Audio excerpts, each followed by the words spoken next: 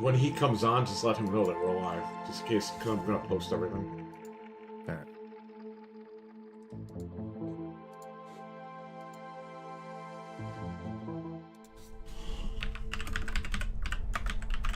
We got Weston in here. We got Slendy in here. Fred.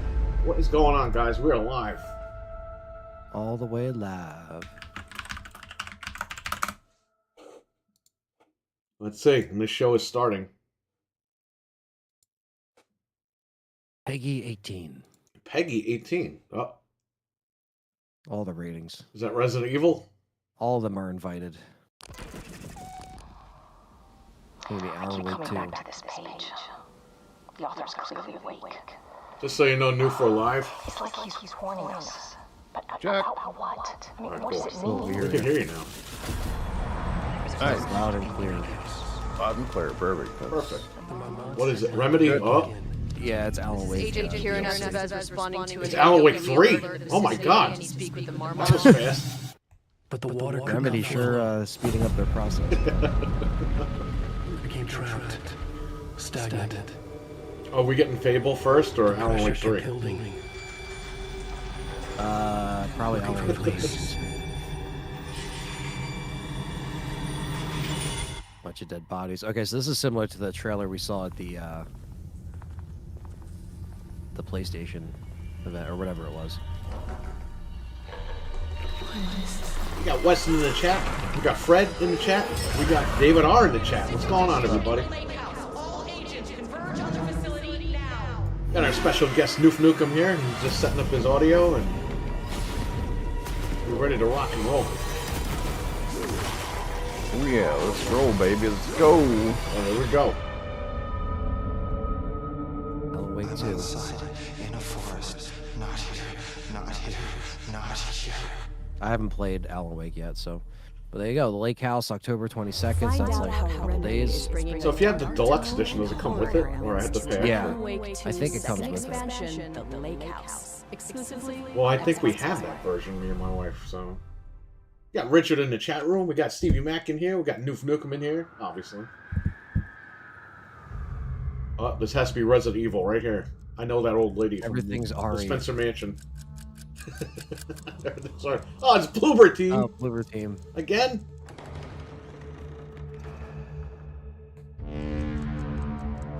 Oh my god, if they had Silent Hill 1. It's Silent Hill 3 remake. They didn't even wait a week.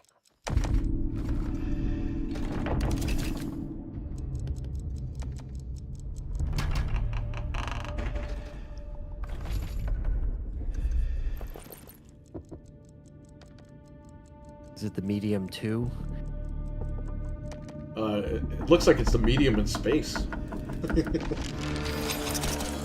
Milkman with magic, buddy. Fred, there's going to be an echo because we need to do that. Shout out to Discord. Where's there an echo from? Because I have to share the desktop audio, and it also picks up us talking. Oh, okay. Yeah. Unless you know how to fix that.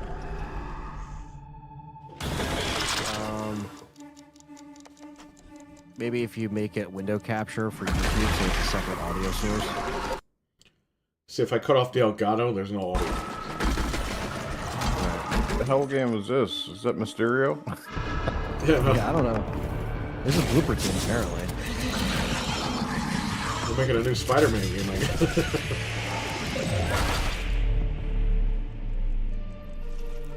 Playing chess, a very intense game of chess.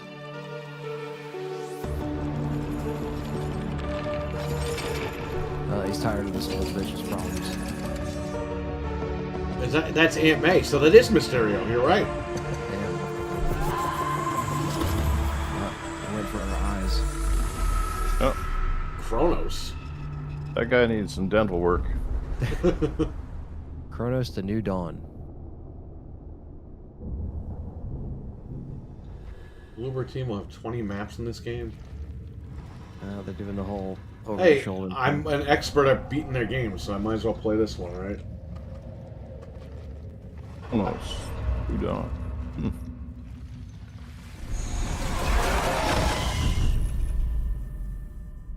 looks like what Alien should have been. Like as a Interesting. game. So it kind of looks like a space horror shooter. It's all right. People will still complain about it. Right here. Okay, so the first was Alan Wake DLC. That was Kronos, which I don't even think we've seen at this point. And then this Something is new. something.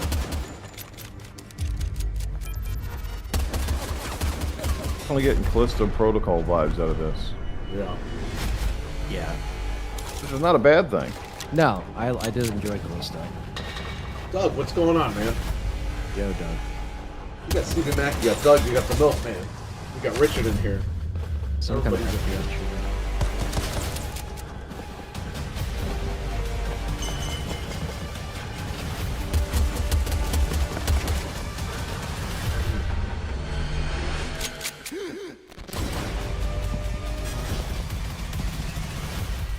What is this? Blind fire! Blind Early access fire! available Blind today. fire! Blind Fire is a unique shooter. It's the that old removes Crossfire light song. from the equation. Find out how It the removes project light from the came to be equation. exclusively on Xbox Mindspire. So it's a first-person shooter in the dark. That's kind of a twist on it, huh? Say a bunch of blind guys going around just shooting bullets. Yeah. Oh, man. Just shooting pillars. Everything bloodshot. You gotta shoot by sound, you gotta listen into where they're coming from, and you Yeah. just hope you hit something, and all you just hear is...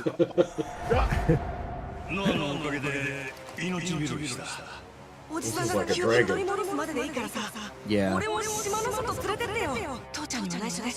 This was there was like 3 or 4 games that they listed in the description that they're just gonna show. They're getting into the pirate stuff now. It's Japanese pirates. What's going on? I'm really behind on this series. The only one that I've even started playing was Like a Dragon, a Man with No Name. Yeah. That's pretty good. Yeah, I never played Oh, look, this actually. pirates. I played the first Like a Dragon. That was the first Yakuza game I played. I love that game. I streamed that game for 15 hours straight. Do the other one have like pirate ship battles, or is this like really? It's like Dynasty Warriors on a pirate ship. Well, this is definitely different. Wasn't expecting this.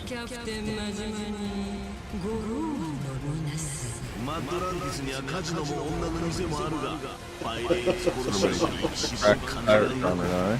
The pirate. Oh, Coliseum. Samoa Joe. Oh, it is Samoa Joe. Holy shit!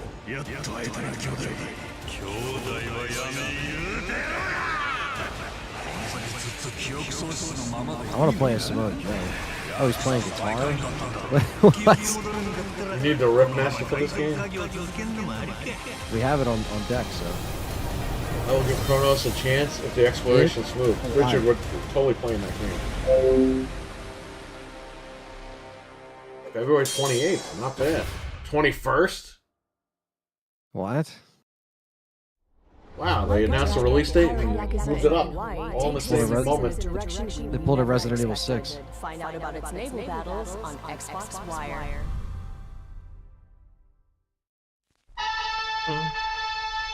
Fucking streams are so far behind for me. What the hell? Like, I feel like I'm 3 seconds behind everybody. I know it happens. I don't know why. Like, I watched the live stream, trying to catch our stream, and I can't figure out where the hell I am. A clue from a lead. What more could a mouse detect? Like, I'm watching your YouTube right now, and it's just I'm just finally getting the date for Pirates of Yakuza. Yeah. yeah, right now I see the black and This is a real mouse gesture. So this game we've been waiting for about 3 years. Finally coming out. Is this from the people of Cuphead? Looks like it. Time to play I think, I don't know. Commitment DOS. Definitely is the Cuphead style artwork. Yeah. Could be. This game is definitely something to check out. Looks like we just hit the jackpot. Black and white first-person shooter.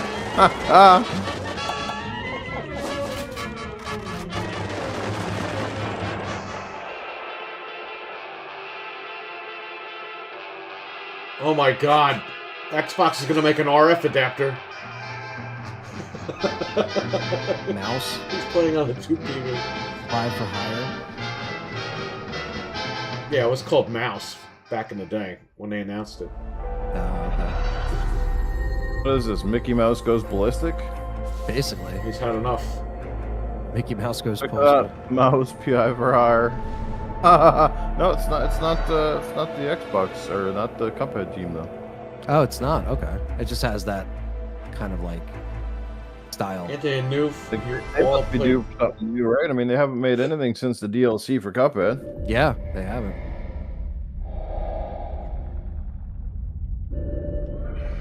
Milkman says, Anthony and Noof, you ever played the Yakuza games? No. What about you, Noof? You ever play the Yakuza games?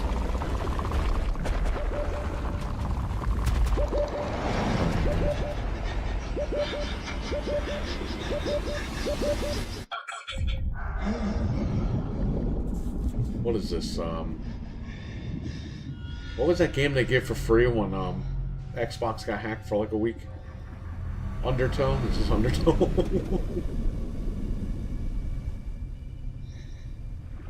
They got hacked for a week and they were like, oh, here's your free game, and they gave us Undertone.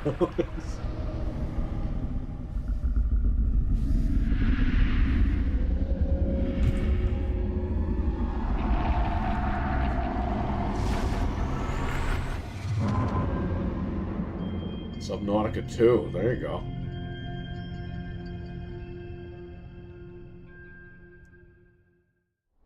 Dive into uncharted waters in Subnautica 2. Adventure alone or with friends as you try to survive. It took Xbox how many years to get the Nintendo Direct format? Exclusively on Xbox Wire. Hey man, at least they're just moving along with the games. I am Shadow Donkey. Animal Well is a game of many shadows. It's a game where every animal casts a shadow, and it's a game where you cast a shadow, and sometimes even the shadow of a shadow can cast a You're still shadow. there? I can't even hear him. At times, you must step out of the shadows and reveal the secret which has been lurking in the shadows all along. I'm sure Because he's if these shadows are allowed to remain within the shadows, then who knows what kind of shady shadow stuff these shadows are going to do next in the shadows. What we must always remember is that without shadows there is no light. These shadows are evil, but some are not, and we have to look into the shadow of the shadow of the shadow to realize the shadow of the shadow. We're getting a real hardcore. So basically what I'm saying, Animal Will available today on Xbox. Getting the real like Minnesota hardcore accent from that thing. Available today. マザーに会いに行くんだ。一番乗りを目指してな。あんた外の世界に行きたいって言ったでしょ。今がその時よ。ワイズシュタイナーは俺だ。てめえら誰なんだよ。 Silent Farts 2 get announced for Xbox. Patriot Joe, what's up, man? Monkey? Silent Hill 2 will be out next year for Xbox. As a year exclusive. The new Xbox will be out by the time Silent Hill 2 comes out. Yeah. I mean, it's not going to hit till next fall. But the game itself for Xbox. Pretty rough.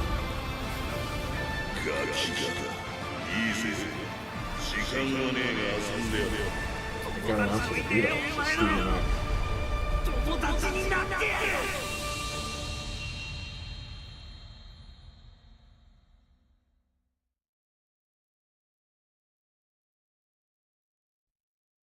Okay.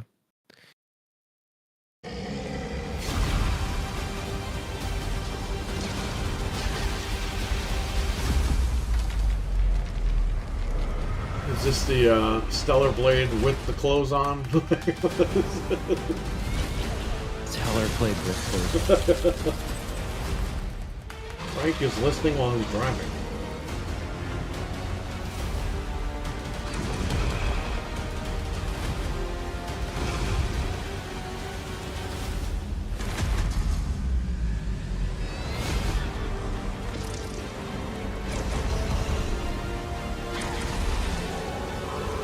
If Frank doesn't respond in the chat, it's because he's driving, so see the guy. Ample time to respond.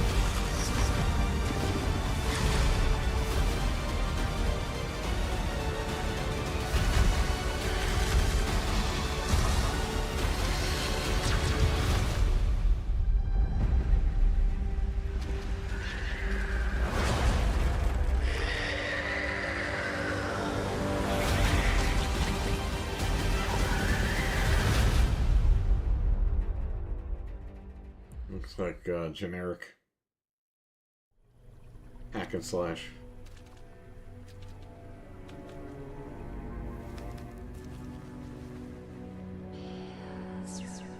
That game Chrono looks good. The space game. Better not suck. I have seen the god shadow into the abyss. I have seen the hunters awaken, steadfast heroes among them, and treacherous villains as well.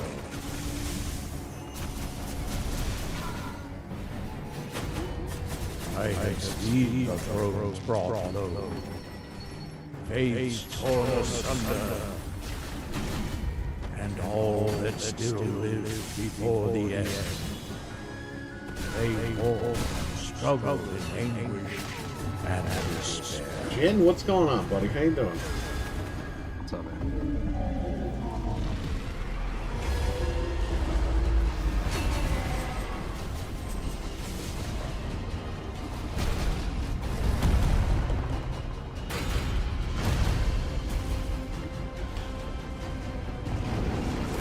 I just finished watching The Queen's Gambit, says Richard, so the chess in Chronos was cool. Yeah, the Chronos game looks good. Noof, just giving you a heads up if you're talking. You can't hear us. Just want to say that just in case he's trying to talk. Imagine if he's been cursing the whole time. Yeah. These guys aren't listening to me.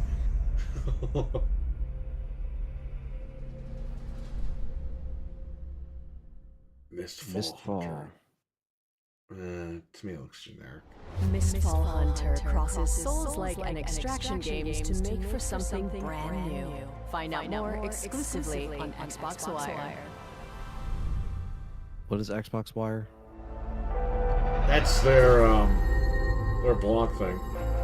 He's having mic issue. That's okay. Yeah, just take your time. We're not going anywhere. Yeah. Fuck, I hate PC these. It definitely is a craft to hone. New game reveal. So Mistfall is the new game reveal. Oh, Resident Evil 9 right here. That's Leon. He's got blue hair. Oh my fucking god. Please stop making these games. You can bike race with your friends. Please stop making these games. I'm gonna join from my phone. Alright, cool. Instead of riding bikes. Jin is a member. Welcome to the members only live chat. Thank you, Jin. Appreciate that, buddy. Jin is now a member, everybody. Thanks, Jin. Wow, you can customize your bike and stuff? That's crazy, Harry. That's awesome! You know what's funny? ShopRite sells e-bikes. I was there this morning. Best Buy had one for deal of the day. It was like $500. Imagine if you go shopping and then you buy the bike to take it home. Yeah. Do you buy the bike, do you disassemble it in front of everybody and just put it together and then take your groceries and go home? Yeah. Wheel it's a mental health game. World. David R. Wheel World, Perry. Wheel these nuts. It's Left 4 Dead 3. What did you see? This is Resident Evil 9, Anthony. It's first person. What are you talking about? Hello? Hello? Definitely is Resident Evil. Hello? Yeah.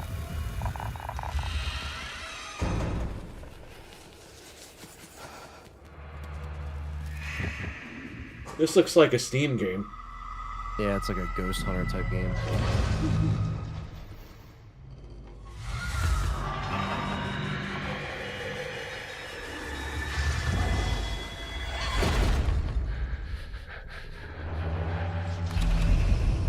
makes my mental health deteriorate, David R.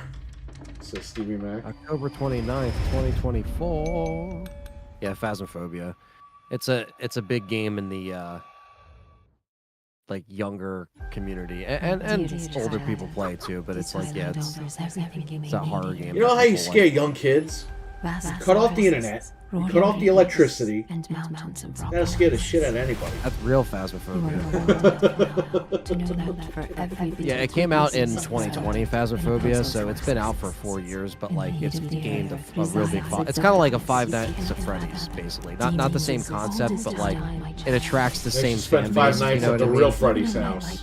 Yeah, it attracts the same fan base where it is like, you know, that's a gateway horror game for a lot of people that are younger, or like, you know. Like, my one friend Dave, who streamed Dead Rising with me, he works at Wawa and stuff like that. He works with a lot of, like, you know, younger kids that come in that get hired. He works with a bunch of Wawas. And a lot of the kids that are like 18, 19, 20, that's the shit that they're into, like Phasmophobia. And, that dog looked demented right there. The Legend of Babu? A Babbo? Babu? Babu? Abu? The Legend of Abbo? Why did his dog look like Kratos? Oh. He had the Ghost of Spartan mark on his face. Speaking of Abbo, he actually commented on my Silent Hill review. I haven't seen it. Yeah, and I commented to him. I said, "Where you been?" And I haven't heard. Yeah. He's avoiding us. You know, I haven't heard from JB Zombie either. Like, these guys disappeared. Yeah. Maybe they both got married and they're on their honeymoon. Yeah, maybe. They're on vacation. Like Harry Mason.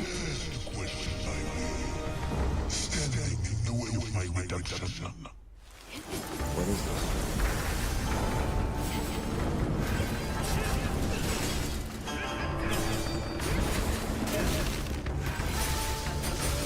This is the Man-Stellar blade.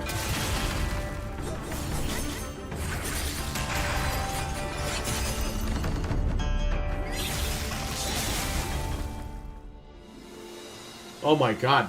Xbox is getting Ghost of Tomei. No.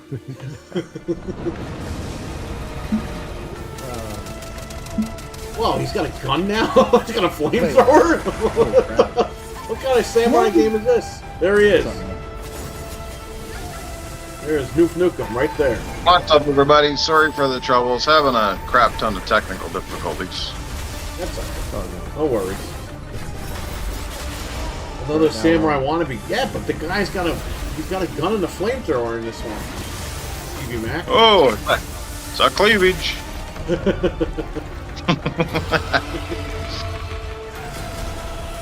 Holy crap.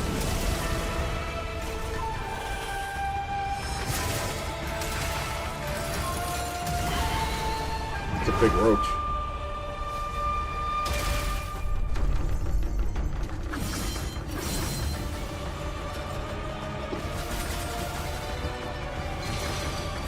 Why is there always a new samurai game, says Richard? I don't know. I guess they want to try to get it right.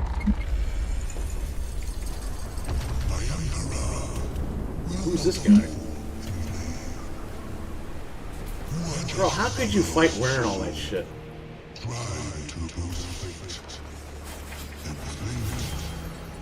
Same way a lady can go to a bar wearing all that shit.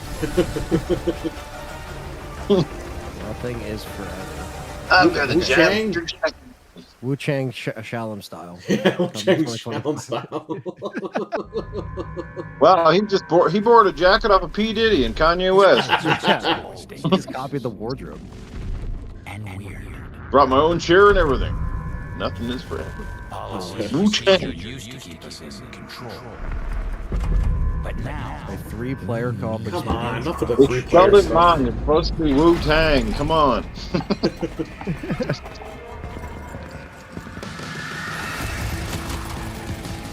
Robert Ducky, you're the one. Remedy. Ooh, co-op.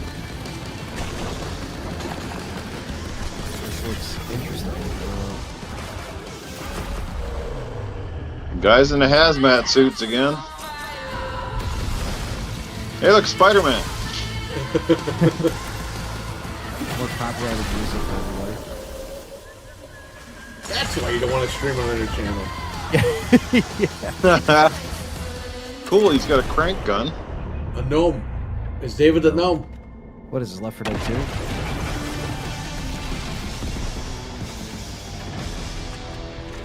Welcome to Firebreak. Oh, and I get a freaking commercial all in the middle of this? What the heck?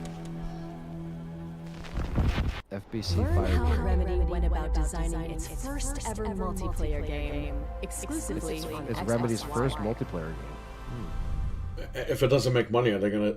Is that one guy gonna yell at Phil Spencer again? Didn't Remedy do the Didn't they do the multiplayer for that Crossfire game that bombed? Yeah, I think they did, right? Yeah. Yeah. All right, it's over. Just like that, it's over. What's it called? Firebreak? Firebreak. FBC Firebreak specifically. But that's it. It's over. Coming to Game Pass. Oh, Wu Chang is coming to Game Pass. Look at that. Wu Chang's Shaolin style. Okay. An FBC Firebreak, Eternal Strands, Wheel World. That was it? Can ride his bike. That's it. All right, I have to pause this before it plays other videos. So let's see here. So Alan Wake 2, The Lake House, DLC that was shown. Then it was Chronos. The new Chronos Dawn, looks which good, was man. interesting. I'm gonna play that again. I'm gonna take the audio off this time, so people can hear us talking. It's from Bloober Team. Yeah. Those guys are. Yeah, See, so there's a great point, right? Like, here's Bloober Team. They just finished out the medium. Then, of course, they did the Silent Hill 2 remake, and now they're already just about finished this game, right? Yep. Like, it looks like it's pretty close to probably finished. Maybe next year. I'm guessing. Did it say what the release date was? It said 25. It just didn't have a date. Yeah. Right. But still, that's essentially 3 games in what, less than 5 years per take. Yeah. Yeah. Even if you do a remake. So, like, this is the thing. Like, how is certain studios managing to put out so many games and other guys just can't put out diddly squat? Yeah, it's true. And I think sometimes when More you're money, able more to- problems, right? Go back to PD. Well, when you can delegate multiple projects throughout your team to be like, all right, look, we're gonna focus on this. They have the right people in place, and it looked pretty damn, interesting. I mean, I always like sci-fi space shooters, and I know a lot of people are gonna just think, it looks like this, it looks like that. We've seen it before, but it looked pretty interesting to me. So I'm intrigued to see what that is, what that story is. They show like the buildings at the end and stuff like that. Like, I wonder if it's some kind of like artifact that's infecting everybody, kind of like the marker in Dead Space. I'm curious, to see what that is. But yeah, I mean, Bloober Team's first original IP since the medium, so I'm curious. I haven't played the medium, so I don't really have an opinion on that. You gotta play it. What are you waiting for?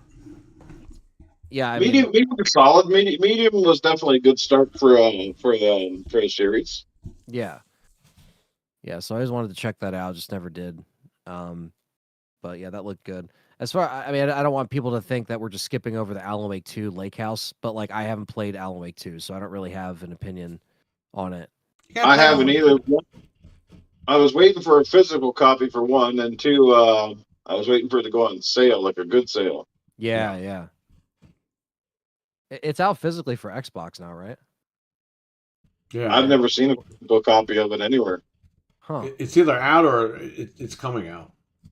I remember seeing pre-orders for it. Let me see if it's Yeah, look it up. Yeah, because But now you might as well wait, because if they're gonna add this expansion, maybe they'll add it on the disc as well. Well, that's what I thought, that like the deluxe edition came with the DLC. Yeah, over here. Yeah, here it is, Noof. It's a pre-order. It comes out October 22nd physically. Alan Wake 2 Deluxe Edition, but it's still $80 over here in the States, which means over there it's going to be even more. Right. But yeah, so it is actually hitting physical finally. I think in line with the DLC. It comes with the first game digital as well, or the first one remaster. Um, so yeah, it looks like you're finally getting a physical for Xbox if you want it on there. It's on PlayStation as well, and $80. So might be something you might not want to bite right away on because it will definitely drop price by like next year. Now, we also got Black Friday coming up pretty soon, and even some of these games that come out in the fall are already reduced by Black Friday. That's true. Yeah, a lot of people, they have FOMO, they buy it right away, and they're like, "Oh man, I want to get it," and then they get burned when they see the sale prices. Like I This remember time of the year is always slow for us because everyone waits till Black Friday. Well, even sports games come out in like September, and they're all like half price by the time for Black Friday rolls around. Yeah, absolutely. Yeah, this and you get everything with this, man. As far as like you get the costumes in the deluxe, you get the extra guns. So it's like you might as well just wait, get this, and then you have everything. And if you want to, play the whole thing, you can. So that's just good. That's good to know for anybody that is interested in that. RE4 Remake is still only $22 physically, which is like if you don't have that, you should get that. Anybody listening. And if you got PSVR 2, definitely buy it. Yeah, man, that's something I still haven't tried, but yeah, one day I will get one and I will stream it. Just tell your dad, be like, "Hey, I'm buying you the PlayStation 5 Pro. I want you to get me the VR." Yeah, get me the VR. It'll even itself out, right? Yeah, seriously, holy crap. But yeah, anybody listening that doesn't have RE4, it just reached 8 million copies sold, and yeah, it's $22 right now on Series X. But yeah, so Alan Wake, we haven't played it really, so if people are excited for Lake House, that's cool. It looks cool. Alan Wake 2 is just one of those games I just didn't get a chance to stream last year, and I didn't play the first one. The graphics look freaking insane, man. I think that's Unreal or something. Is it Unreal Engine? It looks good. Probably. I'm not sure what Remedy uses, but I would say that I know it is a more mindfuck of a game than the first one, and people said I didn't have to play the first one, but I felt like I should still play the first one before I play 2.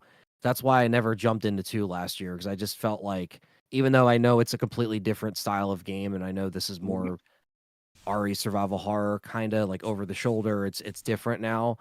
I just feel like I need to play the first one just for context, and even if it doesn't go into that story, it's like, I don't know. I just feel incomplete if I just jump into 2. So I want to do 1, and then definitely you're gonna enjoy it. The first game was very unique. It was a really good game that, like I said, was a bit of a sleeper hit.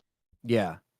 But it had a great story. It had great, transitioning from the light to the dark side of the world. Because when you're in the daytime, it was, there was nothing much happening, and then it would transition to nighttime. And of course, that's where all of the, the enemies and stuff would come out. It was pretty cool. Yeah, I got the digital remaster for. It was probably like $10 or something. So yeah, I remember getting it, and I was like, yeah, I definitely want to play this, and then I just never did. So I got to get on that, and then I'll probably, by the time I get to that, I think 2 will probably be discounted at that point. So, or if it's cheap enough on Black Friday, and then we already said Chronos looks good. Now Blind Fire, I mean, it was kind of like a quick preview, but it just looked like you're shooting people in first person in like dimly lit rooms or maps.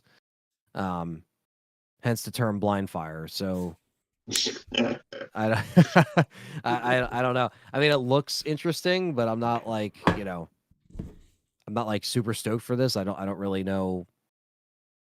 I guess that's the gimmick, is you're just shooting people in dimly lit rooms and they look like they got, painted on armor and shit like that, or painted gun. Like it looks like, everything's under a black light, which, got to be very careful when you do that.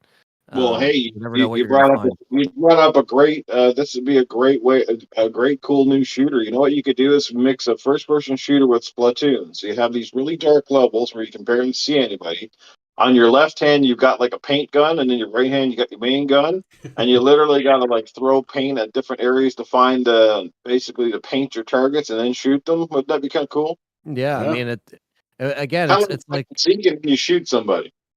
yeah, yeah. I mean, that's the thing too. It's like you're trying to, you want to have some kind of like, different, unique approach to these first-person shooter games because a lot of them can kind of blend in and be one and the same a lot of times. So yeah, it's like anything to kind of switch it up is always like, a welcomed kind of thing to see. And I guess for this game specifically, early access is today, but they didn't say anything about like, an actual date or anything like that. So I'm curious how this will actually play with the colors, with the lighting. It seems like, it was a very quick trailer, but it seems like it's trying to really sell that, like, people can blend into the environment and like there's different, it looks a little bit of a different shooter than what we've seen, but I'm not really first person shooters. I do like them and I do enjoy them, but yeah, something like this, I don't know. I'd have to either check it out. I don't know if this is one of the things on Game Pass too, but that's a way people can try it out if they want to see what's up with it, or if you can access the early access with Game Pass, or I don't know how that works, but yeah, let's throw this up in the chat. Captain Catch is in here. Chrono's in here. How you guys doing? I'm going to throw Noof Nukem's question up as a poll in the chat. Let's do this. Yeah, now that we're on the topic of Alan Wake, and it's my Thursday night game stream night, so yeah, I might as well stream something. And I haven't played Steel Rising, and I haven't played, I played Alan Wake, the original on the 360, but I haven't done the remaster, so. Oh, okay. Yeah, that gives you good an idea. It's good for October. Yeah. It's a good, Halloween kind of vibe, Oh, definitely. All right, I'm going to throw the poll up this way. Guys, vote in the chat. Try to give Noof some sort of a barometer for this. I'm sure either way it's going to be a fun stream. I've heard good things about Steel Rising. Cool Cat Terry gave it a very high praise on Good Morning Xbox. So, that game, I bought it on Xbox like a year or two ago. It was like $17 physically. Shit. I didn't even play it yet. I think it's at the shop, actually. I think I brought it to the shop. I didn't even open it. I got PlayStation Plus a couple months back there. Right, I think that's why I brought it to the shop, because I think I got it somehow, and I haven't tried it yet. But it looks pretty good, man. I think Jeff played it last year, Anthony, so. Okay. Yeah. Yeah, I remember seeing some stuff on it. The art style looked really cool, and yeah, that's it seems like it's something that like I could probably jump into and not feel like it's too out of my realm of like gameplay, So tonight at 10 p.m. Eastern, right? Noof? That you're gonna stream?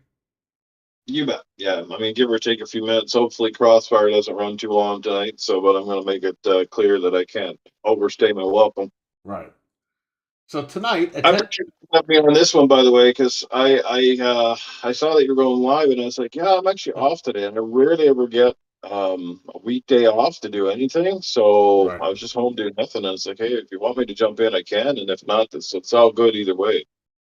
But I appreciate it. Anytime, man, because, hey, we weren't even going to do the show. We just said last night, we're like, well, I guess we'll do it. We'll see what they announce or whatever. So, yeah, if you're ever around, just jump on in. You can let me know. You could just jump in randomly. It doesn't bother me. You're always welcome here. Yeah, I just got to get the technicalities of this stuff sorted out here. I don't know what's going on. It's almost like I don't think my PC... The microphone I've got, like, it's a dual jack microphone that goes through the mic jack, and I don't think it goes whether it wants to be headphones or wants to be a mic, you know what I mean? Right. And then when I finally got your guys' audio to come through loud and clear through the headset, then you guys couldn't hear me on the mic. Right. And then when the mic seemed to be working, I could barely hear you guys. Right. What the heck's going on here? Yeah. It's all good, but It's that's why at least the phone is always a good option for for Discord if like, that's always a The good phone, oddly enough, is one of the few devices we have that rarely gives me any grief. It just yeah. gives It pulls Wi-Fi Oh, fine. man. It 9 times out of 10 it works with like video calls. You just jump in and turn on your camera and you're good to go, or you just turn on your mic, you're good to go. And like I literally have times when you have everything set up, you didn't touch a damn thing. Right. And you come back and you go into a podcast and you jump into Discord and nothing works. Yeah, it's everything's like, messed what the up. heck? Your computer just decide like, yeah, I'm gonna screw with you today. Like, yeah. I'm going to tell you something that happened, and this was a very expensive lesson. Okay, this is like 10 years ago when we first started doing the show. Okay, I think you know what I'm talking about, Anthony. Yes. We were live. Right, I had just built the computer. And I had all my settings saved with the Yeti microphone and the camera. Well, we didn't have a camera back then, but I had everything set up with the microphone or whatever. I don't know if we were pre-recorded or were we actually going live back then. Were we going? We might have been live. I don't even remember. I think it was pre-recorded back then. Well, whatever it was, because I remember Frank was on the show when this happened. Bro, Discord was telling me it can't detect a microphone. It was Skype back then, I think, even. Or Skype, whatever it was, told me it couldn't. maybe this was when Frank joined and we started doing video. I don't remember. All I know is this thing was telling me that the mic isn't thing, even though it was selected and everything. And I'm like, what is going on? So we're all together, like talking, and I'm like, what could it be? And they're trying to help me, and it's not working. I finally just. Like the Big Show, I took the computer, pulled all the wires out of it, and just smashed it. Right? You know what it was? Because fucking Windows, you got to select your microphone instead of the TV or the speakers you're using. Right. So, because I didn't change that one setting every single time, which I do every day now when I do this, that cost me couple $100 because I broke the motherboard when I smashed it. So I mean, it was an expensive lesson. Was that the old tower, like the same one that I had? Was that yes. one? Oh my god. The 3770K, and then I had to get the 4790K or 4970K, which Holy is still shit. fine in the other room. Yeah. It's just. But I broke the motherboard, which meant I had to buy a new chip, new processor. So that cost me a good couple $100, like $500.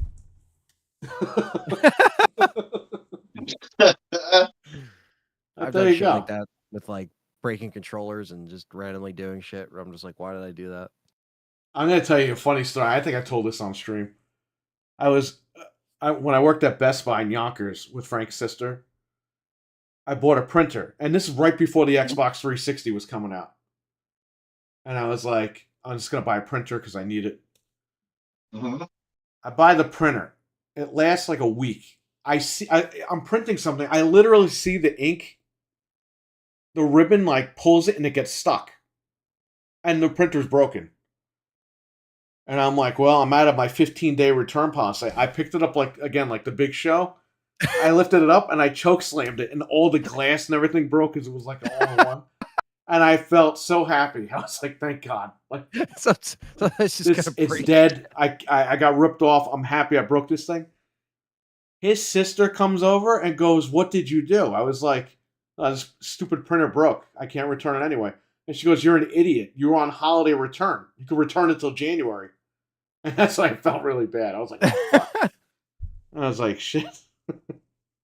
I could have used that $100 to buy another 360 game. I think holiday return, if they keep it the same, it starts like next week. It was always like the last week of October to like. I didn't even realize it because I needed a printer, and my focus was on the 360. I had the money saved up for that. Yeah, you're not even thinking about it, That's fine. I was like, oh fuck. I was like, sometimes you just have to choke slam it. Dude, you know what? I was never like that. When something would break, I would get upset. Now something breaks, I'm disappointed, but I'm like, you know what, man? Fuck it. What can I do? What are you gonna do? Last time I felt really bad about breaking something was because I broke a controller in the fit of rage, and unfortunately, when I kind of realized which controller I broke, then I was like, oh, and I broke my Master Chief controller when I think it was the one that came out when Halo 5 came out, the green one. Yeah. And I was like, man, like if I'd have just broke a regular one, like a black or a white one, I'd be like, whatever. But I'm like, I just broke my Master Chief one. That was an idiotic move. Like that's a limited edition. Yeah. I remember I was playing Duke Nukem Forever in the living room.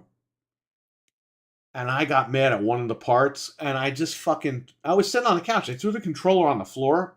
It was the Xbox 360, the one that changes the D-pad, that silver controller. I fucking threw it on the floor. I didn't spike it. I literally just threw it on the floor. The controller bounced off the rug and hit the fucking wall and put a hole in the wall. I'm like, come on. What kind of fucking luck is this?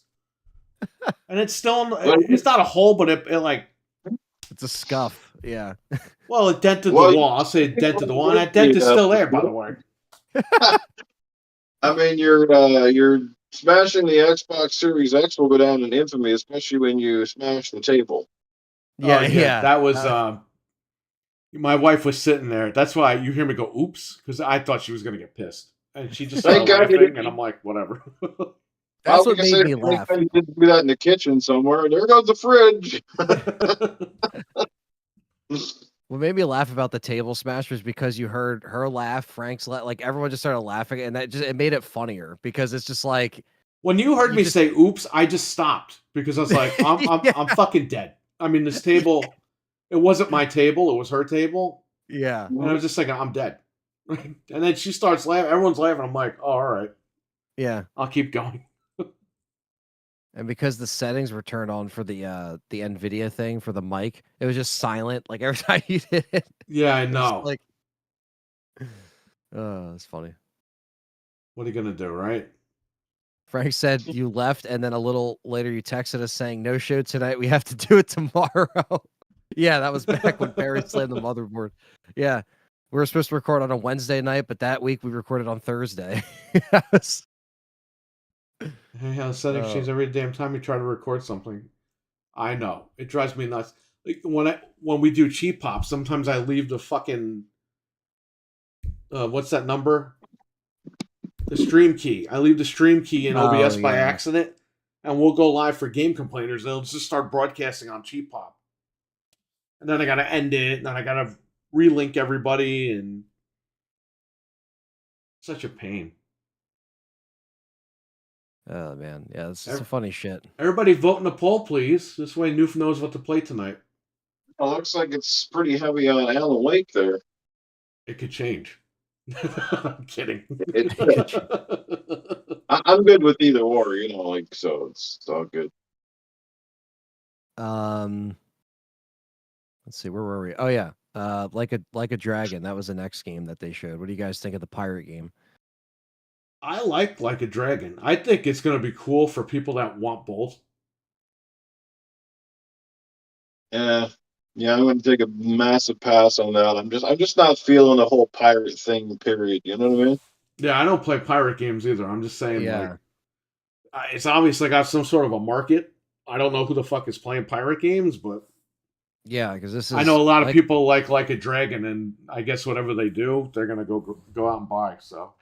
Yeah, I mean, even the title, like a dragon pirate Yakuza in Hawaii, like, you know what I mean? It's just kind of knows. Seeing Samoa Joe speak Japanese is funny though. That is kind of funny.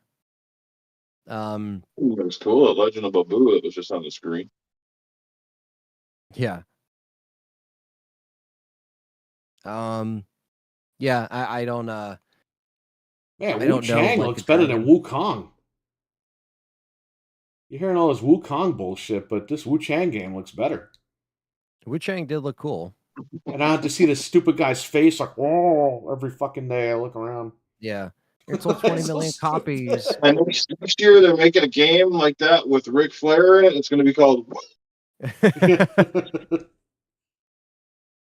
Just have Ric Flair's face on it. We need games with Ric Flair. Come on. Somebody just mods him into the game. He's just running around. Yeah. You see his hair just whipping around. It's for the weebs that watch One Piece. What is? That's what Frank said. Wu-Tang. Oh, Wu-Tang, Wu-Tang, you mean? Wu-Chang. No, I think he's probably referring to One Piece because they're on the pirate ships. Oh, right. Okay. Right. Yes. That makes sense. In the Grand Line. One Piece. Yeah, the Wu-Chang name really looks good. Yeah. That was probably a highlight for me, at least on this thing. I did like Kronos as well. Actually, the next game we're going to bring up, Mouse. I'm totally going to go for that. I was in... when I saw those screenshots a couple of years ago, I was like, we need this game now. Matt, what's going on? What's up, Matt? Matt! Is it Pi or PI for hire? PI. PI. Private investigator. Like Magnum PI. Anthony doesn't know what that is. Private incinerator. Just like I thought PO'd was Poed when I was a kid. My friend and I was like, there's this new game called Poed. Oh, man. So, yeah, Mouse, private investigator for hire. Or just Mouse for short, however you want to say it. Looks good. I mean, that's pretty fun. It's funny how they're taking the art style from kind of the early Mickey Mouse called Steamboat Willie. Remember that stuff? Yeah. The black and white version, and it definitely has that look to it. So you got to give them a little credit. Like, I don't think we've ever seen a first-person shooter done quite like that. Right. Yeah, it's very true. I think seeing something like this was nice and refreshing, and it looked fun. It looked like a fun... We used to have a restaurant in Mamaroneck called Ground Round, and you would sit down and wait for the waiters to come over, waitresses. They would have a basket of popcorn on the table, and they would have playing on a projector all those old like Mickey Mouse-esque cartoons, even like the bootleg ones. So, like, when Cuphead came out, I was like, oh, wow, that's like a throwback to what they used to show at Ground Round. Those old, like, 1920s, 1930s cartoons. Yeah, and this had the art style, it had the music going. Yep. It was a real cool aesthetic. Very so nice. This was teased, what, like last year? A year or two ago, quite a while ago, they've been teasing this game. But they would always show it and say coming soon, but they wouldn't really say when. Yeah. So this says 2025, so... not bad. Yeah, all this stuff, I will say, is at least telling us that it's going to be 2025, which is good. Yeah, and there's some decent games here, not like the Sony event where they had some pretty crappy games. Yeah, for the most part. Actually, I didn't mind the pacing of this, and they did exactly that. They literally just went one to the next, to the next, to the next. That's good. Right. There's lots of variety here. There's a bit of action. There's a bit of first-person horror. There's first-person shooter. Even that weird stuff like that bicycle game, whatever, Wheel World. It had an interesting art style. Kind of looked like Paperboy on steroids. I don't know. It's just definitely a lot of different games on display. Like, it's a good pacing, no jargon. Just here you go. Here's games. Yeah, and we knew it was going to be under, half hour. So we're like, okay, they definitely have no room to really, no trebuchet talk with BS. Yeah, like this is just games, which is good. That's what we want. Again, this is always. Hey, we bought our barn for a tax write-off. Yeah. See, hey, IRS. Hello. Yes, and it's Craig Duncan. Oh my God, I couldn't believe I was calling him Craig Ferguson so much the other night. Craig Ferguson. Craig Ferguson. Isn't that the comedian? That was funny because the friggin' talk show host. Yeah. Yeah. But I think it's Craig Duncan mixed in with Rod Ferguson, blah, blah, blah, the whole conversation. And it's like, man, I just was not quite sharp on my podcast this week. I was like, man, I definitely was off. Yeah, don't worry about it. It happens I pulled with up us too.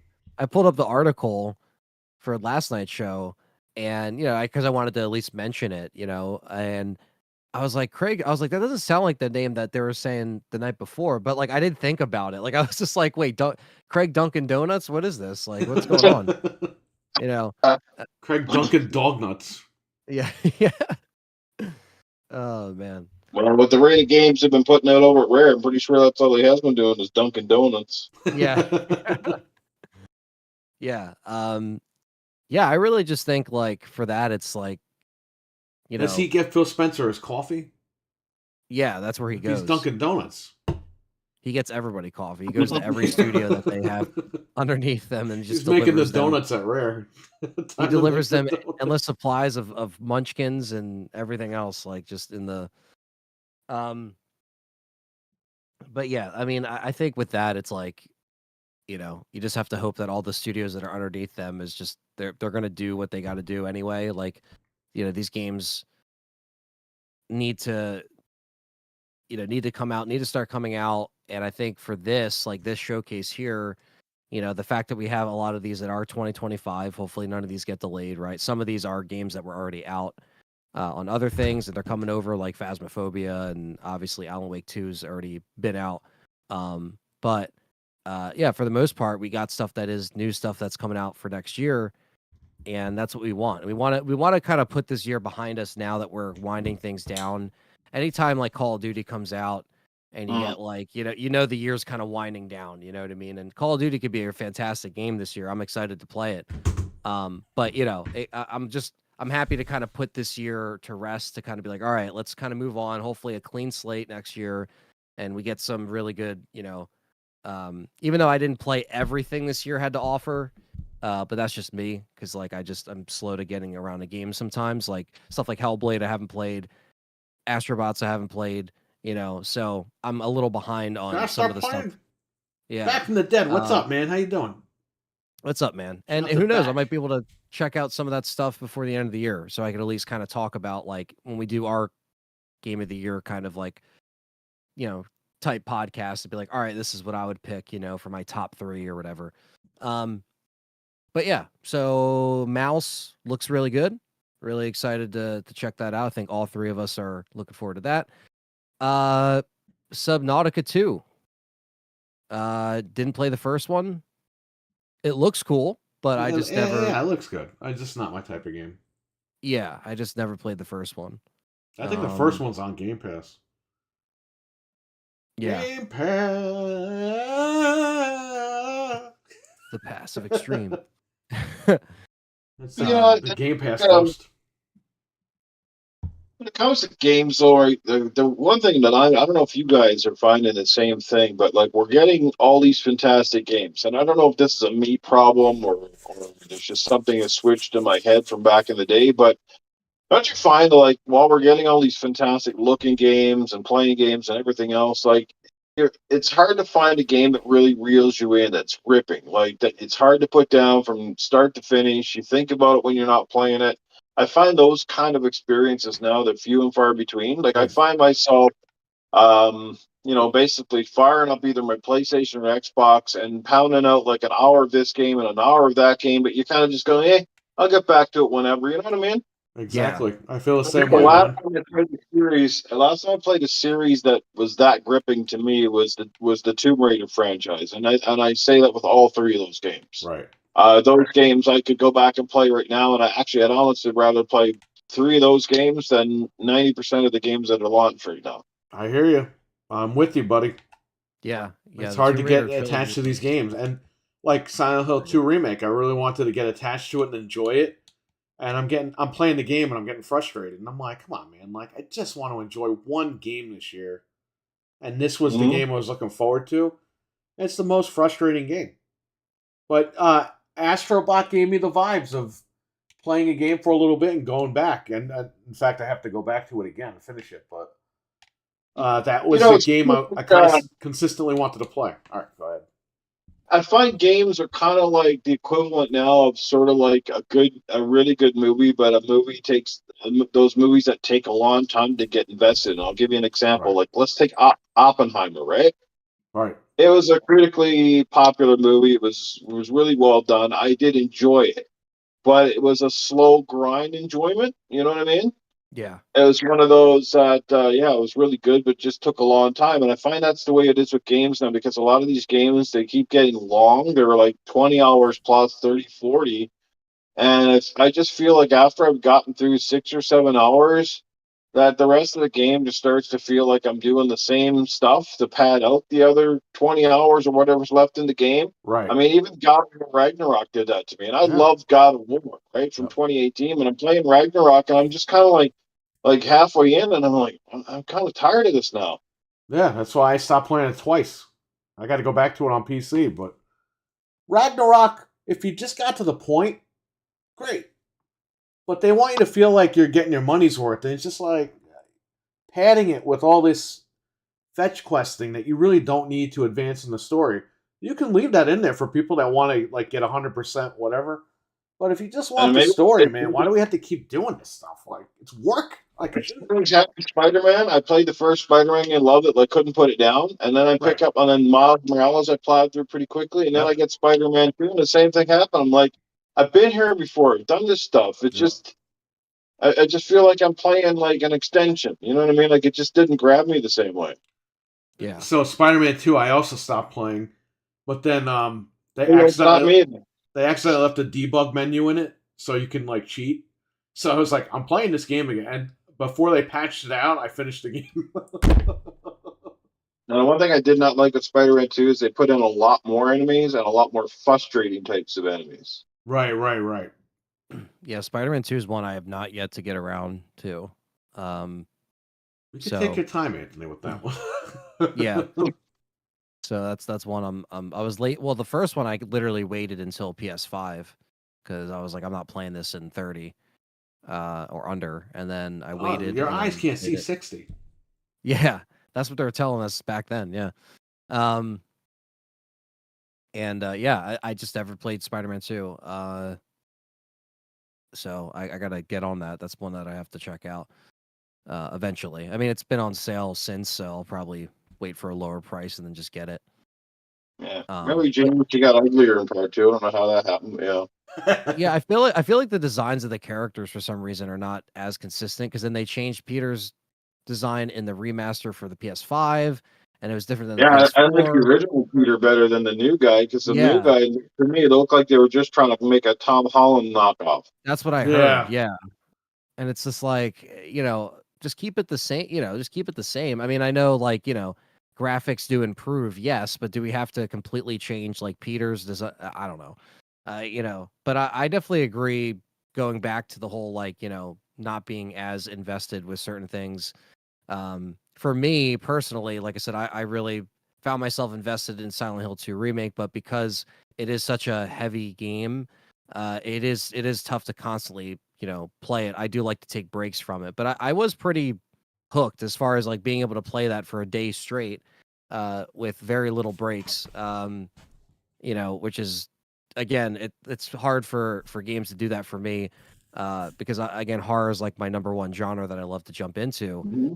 But I really do enjoy playing games that, again, kind of like, I'm trying to think before that. I think even though it was an indie game, it came out in May, and it's called Crow Country. And I really enjoyed that game too. That was a game that I kind of just randomly streamed for my channel, and a lot of people were talking about it. And it's basically like an old school survival horror game, but just kind of like modernized, has like almost PS1 art style, but for today. And it's on everything, and it's a fantastic game. It's only like $20-$25, give or take, but that was one that I was like, I felt like younger again, playing, a PS1, like just jumping in, playing a game straight on, not really knowing much about it, different things you can, again, multiple puzzles, but like nothing too crazy. Like it was manageable. It was a shorter type game, maybe like 7 or 8 hours, but it still really held my interest. And that was like, for me, that was like game of the year. And it's weird that I would say like, oh, like an indie game would be my game of the year, but sometimes that ends up becoming the case. I haven't played everything under the sun, so a lot of people might be listening. They're like, oh, well, you haven't played this, and that. I understand there might be other things out there, but oh yeah, of course. Just for the cover alone. Sorry, what was that again? I missed that. The Gray Hill Incident. Oh, that's an Alien game, isn't it? Yeah. I don't think Perry's actually played it. I think we've just been laughing at this No, cover. there's a demo. Okay. Remember when PlayStation said they were going to mandate demos on their Plus service? Yes. Yeah. And they said a demo is the minimum is no longer than 2 hours. The demo is 30 minutes on there. You can't even get through the first section. So this went on sale for $20 last year, and I bought it. I just never sat down and played it yet. We just laugh at the cover because it's just funny. Yeah, when Fred falls asleep, we put this over his face. This alien. The cover is probably the best thing about this game. Just put a butthole on there, alien butthole. So look, you can't get rid of it because his face is on the disc too. It's on the disc. That's so killer. It comes with the map too. That's funny, of all things. That don't come with anything. I'll probably have my wife play this game before I do. Yeah, have her stream it. You're saying it's not a good game? I don't know. It's one of those games where you got to keep looking for stuff. Yeah, more of an investigation type thing. Yeah. But yeah, I appreciate, games that can still kind of hold our interest, and yeah, unfortunately it's few and far between. So we gotta look forward to hopefully more good stuff coming out next year, and that's what this showcase hopefully gives us a little bit of excitement for something. I kind of blame part of that on the industry as a whole, and simply because there's so many games getting released between the indie games and the big AAAs and stuff. And then if you're a multi-console owner and you get a chance to play basically everything, or you're on PC, whatever, if you got everything, then it's just you're getting inundated. You know what I mean? Like, we just buy a new game, we just start to play it, and already there's another 3 or 4 waiting in the wings, right? Right.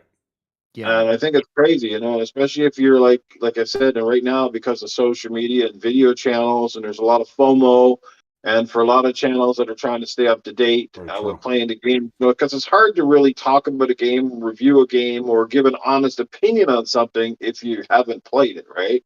You can only say whether you think that's your kind of game or it's not. So I think we're kind of in that boat too, where we probably weren't, 10 years ago. Yeah.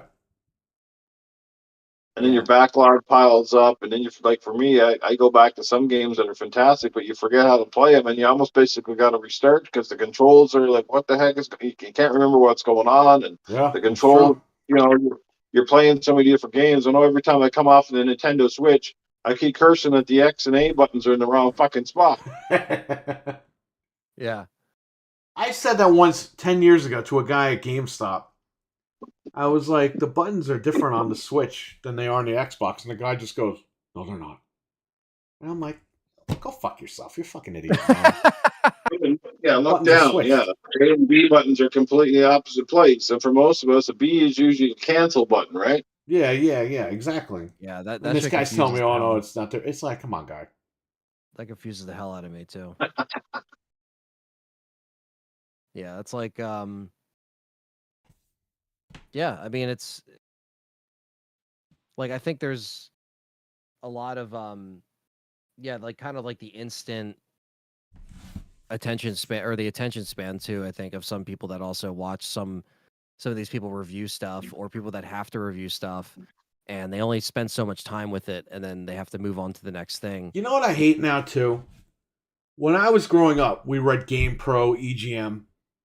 If the game ran like shit, or it had bugs, or it had whatever, they would score it based on that. Yes. Okay? Now, that's getting a pass. Well, it's a masterpiece, but it dips from 30 into 20. It's like, you got it. That's got to be part of the review, man. Like, yeah, I had to bring up. And everyone's like, well, how dare you question how dare you question the frame rate, whatever. I'm like, I'm paying $70. That's why. Yeah. I want to know what's going on with this game. Like, Until Dawn, I bought my wife the remake. She didn't even open it yet. The game runs like dog shit on the PS5. That's what I've heard, yeah. It's actually better to buy the $10 original PlayStation 4 version, because it has a patch for the PS5 that runs at 60, than it is to spend $70 or $50, whatever it cost me, for the new one. Yeah. I would have liked to have been told before it was a 10 out of 10 that, hey, it has issues. Not, I buy it. Oh, yeah, it's got these issues. But, what are you going to do, right? New games. Like, no. Yeah, it's like, no. Tell me what's going on, man. The game literally came out in 2015. It should not be, on a remaster, there should not be any issues with it running. You know what I mean? There's just no reason why that. There was a patch today, the 1.05 patch for it, and guess what, Anthony? It's still broken. It adds screen tearing. What? It adds screen tearing. It fixes one problem, but it adds screen tearing. Jeez. Yeah, and it's not like it was a new IP. They built it from scratch. They basically just, did a mild upgrade. Obviously fixed the graphic, lighting, and a few different things like that. So it's like, what's the deal? And why would you even launch a game? Like, it's not a game that, in my opinion, needed to come out. Period. Right. And it's certainly not a game that you would pressure to come out. Like, if you knew there was issues with it, why not just delay it? Like obviously they probably tried to get out before Halloween. Right. But really, like that, they could have said, you know what, guys, it just needs a couple more months to work on it. People are like, cool, man. Like, it's not like a game that most people haven't played before. That's true. Yeah, put it out in December if you need a few more months to work on it, so it can come out. Like, who gives a fuck about Halloween at this point? You know what I mean? Like, they didn't care about Halloween before, right? Yeah, the game came out before. I don't even think it came out around Halloween. All the horror games never hit Halloween. It was always August or June or July. I'm pretty sure this came out like I gotta look it up, but I'm pretty sure this came out like not around Halloween. I think it came out February of like 2015 or something. Yeah, it's like originally. Like, who makes the call on these things? Because I'm pretty sure as fans, I mean, I'm a big fan of the original Until Dawn. I still think it's one of the best games, supermassive games that's ever put out in terms of that genre. Back in the day, really good game. Yeah, like it was a Sony exclusive. It never did come out on Xbox. They've been making those other games afterwards for 2K and for was it Namco Bandai? I think it's been published in the other ones, but they weren't quite as up to par, in my opinion, like from a production point as Until Dawn. But were any of you guys thinking, man, I'd really like for them to remake Until Dawn? That was such a good game. Like, this is my, and it's not the first game when they're making these remakes again. I'm going to use Sony again. Like, who's asking for Horizon Forbidden West or Horizon Zero Dawn remaster? Nobody. The game came out a few years ago. They made the upgrade version already or whatever. They added the content, right? And it's like, as big as a fan as I am of that franchise and that game, it's like I wasn't sitting there going, God, I wish I could play that again on my PS5. With whatever, like, it's just like some of these choices make no sense when it comes to gaming. No, they're going to do it again for God of War 2018. I'm hearing, right? But that has a patch already for the PS5 for the PS4 version. So what's the point? Are we going to get Uncharted remastered again for the PS5 Pro? Runs an extra 5 frames a second. I heard they're remaking Uncharted 1. Yeah, they might be remaking that one. Okay, so that one I get a little bit more because that was an early 2007 release, and that game. I mean, if you fixed a few things in that game and you certainly give it a more polish, right? And I think a lot of people bypassed that one in particular and kind of started up on the 2 was the big one. Yeah, Uncharted 2 was like Resident Evil 2. Everyone jumped on it like it was the big because PlayStation 3 was affordable at that time when 2 came out. And everyone ran over there. They're like, "Oh, it's affordable and this great game, Uncharted 2 is out." And the God of War collection that they've been talking about that would have the 6 games. I mean, the PS2 ones, God of War 1, 2, and 3. Essentially, I think most people are familiar with those. Yeah. But that collection might be worth diving into for the PSP games and for the Ascension game. Yeah. Just because a lot of people miss that. And I do love those old God of War games immensely. I think they're amazing. And as long as they don't remake them and butcher them by taking out content that's not politically correct or not whatever, if they touch any of that stuff, I won't touch it with the 10-foot pole because I know that they're just doing it for like bullshit reasons. Like stop messing with games, please.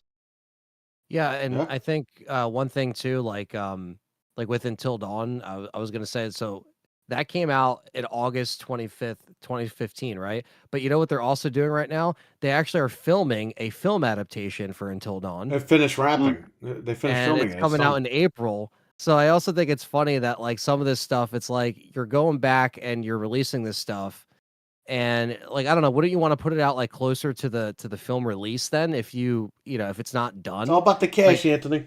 yeah, it's like let's just rush this out and like go back to these games or, again, like whether or not there's actual like I don't know, like I just don't know who was really asking for this and I agree. Like I just think that like sometimes when you bring back games, you have to keep the heart of that still there with those games. And then same thing with like going back and like, making sure they actually run correctly is a whole nother thing. It's like we shouldn't have this issue with shit that already exists. And like I don't know. I wonder what's going on with some of these like choices and because like something like Dead Rising, I thought that was a really cool like way that they honored that game as far as like it in the Resident, the RE engine, not Resident Evil engine, Reach for the Moon engine, that's what it is. But putting it in that engine was a great upgrade. But then some people didn't want to pay full price for it because they thought, oh, it was, too, and I don't even know if it really sold very well. And sometimes they bring back some of these things and they don't sell well at all, and then they don't continue it, Like, could we ever get an Until Dawn sequel at this point? Probably not. You can't really make a sequel of that game, but you could make another scenario like Yeah. it, and make Well, just that could be it. It could be there could be a couple of reasons why they do it.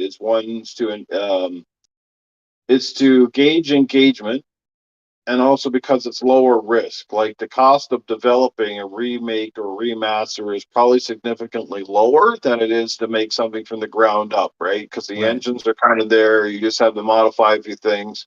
It's a quicker turnaround, or at least it should be. Right. And again, so then it's it's a less riskier investment, and it pads like those couple of months. Sometimes when you're trying to keep your stockholders happy because maybe you haven't Yeah. released a game in a while. So it's like, we'll put this out. They'll kind of pad sales a little bit, or give us something to kind of roll us into the next release.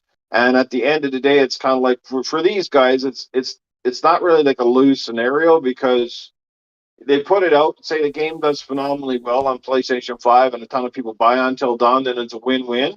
And if it doesn't do great, it goes in the bargain bin, it still sells. It's like they probably made a ton of money on the first game anyway. So it's like I think it's a win. It's kind of a win-win essentially. Like they can't really lose, but at the same time, it might gauge. Well, I don't think they'd want to make any more remakes of any of the other games, but I totally think you're right. It's just to figure out where, maybe do they move forward with a sequel? Maybe to try and convince Sony that to invest money on a sequel to see if this one goes. I don't know. Yeah. I didn't play the spiritual successor, quote unquote, the Quarry. I didn't play that. Now that came out and it seems like people liked it. My wife loved but it. I didn't play it, and a lot of people are like, "Oh man!" Like now, people are telling me, "Man, you got to go and play that game because it's kind of like the spiritual successor to Until Dawn." And I just haven't played. I mean, it's cheap enough now to where I could probably pick it up. It was $10, but it's right up bro. my alley. Yeah, I like the whole summer camp, like kind of vibe, and I like that's right up my alley. So that's something where it's like I gotta. guy actually Ted check that Raimi out. made that game, by the way. Yeah, Ted Raimi. You should have was told in me there. you should have told him I didn't play your game. Is the one where the vampires in the desert cave. What's that one called? What was that one? That's in my opinion. I played multiple ones. I played the Quarry. I played all the other ones like Man of Medan and stuff like that. But it was that the Dark trilogy, and it was that one where they're in the desert, like the military guys, and they go into the cave and it's the vampires. I'm just trying to think of what. Okay. That one I didn't play, but my wife has that collection on Xbox. Yeah. Dark Pictures That collection. one was freaking good. Yeah, those are games I really. KMA and RWK, what's up, guys? What's up? You missed everything, RWK. Yeah, there's a lot of those games that I kind of want to go back and check out because I do appreciate the cinematic type games. I know it's not everyone's cup of tea, but I always liked it when it comes to like horror, trying to tell a captivating story. And you get all these actual actors, like you get David Arquette, you get, Ted Raimi, you get all these people, and the list goes on. There's so many people that were in there. It's cool that there's kind of like almost like what I also liked about like the Telltale Walking Dead games, at least the first couple of them, where it was very, very much just a rich story. The gameplay was minimal, but it was enough to really make it still fun and entertaining, and like different things you do affect the whole tree of events. Like I always like stuff like that. And when it comes to horror games, I think it's something where, you know, it's definitely been more of the popular genre, other than just like the other genre being horror multiplayer, like your Dead by Daylights, your Texas Chainsaw Massacres, your, you know, those type of games. So it's like it's either something cinematic like, you know, Until Dawn, The Quarry, the Dark Picture titles, or it's like straight up horror multiplayer, killer going after survivors, you know, that kind of thing. I feel like that's kind of where, and then survival horror kind of falls in between those, you know, like your Resident Evils, your Silent Hills. That's kind of all that's always been there, but it's either multiplayer or very like cinematic storytelling. I feel House like of Asses. House of Asses. Well, that's a different type of game. But yeah. What is going on in this chat? Let's see here. I guess we were on Animal Well. I don't know how you guys feel about Animal Well or Eden Zero, which is the anime game that they showed on this Xbox event. I don't know. I don't really have an opinion on. Which one was this again? I mean, we just Animal... saw it, but what is it? Animal Well is it's the shadow game where the guy's like the shadows and the shadows and the shadows, and it came out today, and I don't know what it is. It just looks like you're... Oh, that guy. Okay. The guy with the Minnesota accent? The guy with the Minnesota accent. So yeah, it came out today, and it's called Animal Well, and it looks like you're in these dark... That's okay. Pass. Yeah, does not really my kind of thing. And then it looked like the next thing is this anime fighter type game. So called Eden Zero. That's also coming out next year. There's swords, there's ships, there's jumping up and down, there's titties, and Konami's putting it out. So, there you go. It's coming out next year. Those are kind of like the more, I guess, like less exciting games. The other game that's coming out that it kind of looks more, you know, kind of like samurai sword fighting type stuff, monsters. This one, it kind of has like an animated kind of art style to it, but you're hacking, you're slashing, and that's Eternal Strands, and that's coming early 2025. That's Game Pass, PC, all that good stuff. Again, kind of blends in with the stuff. I don't know if you guys have anything to say about these at all. I thought that game looks really good, Eternal Strands. I'd definitely like to play it. Yeah, that looked better than the one before that, whatever the hell that was. But yeah. Yeah, it looked interesting. Are we ever going to get more games with male protagonists anymore, or are we just done with male people, period? I don't know. I mean, the Japanese... I don't know. I'm sorry. I don't want to be nitpicky, but it seems like every freaking game now has got like a female in the sword. You know what I mean? Yeah, I think they want to just, you know, sex sells. They want these young guys to buy all these games.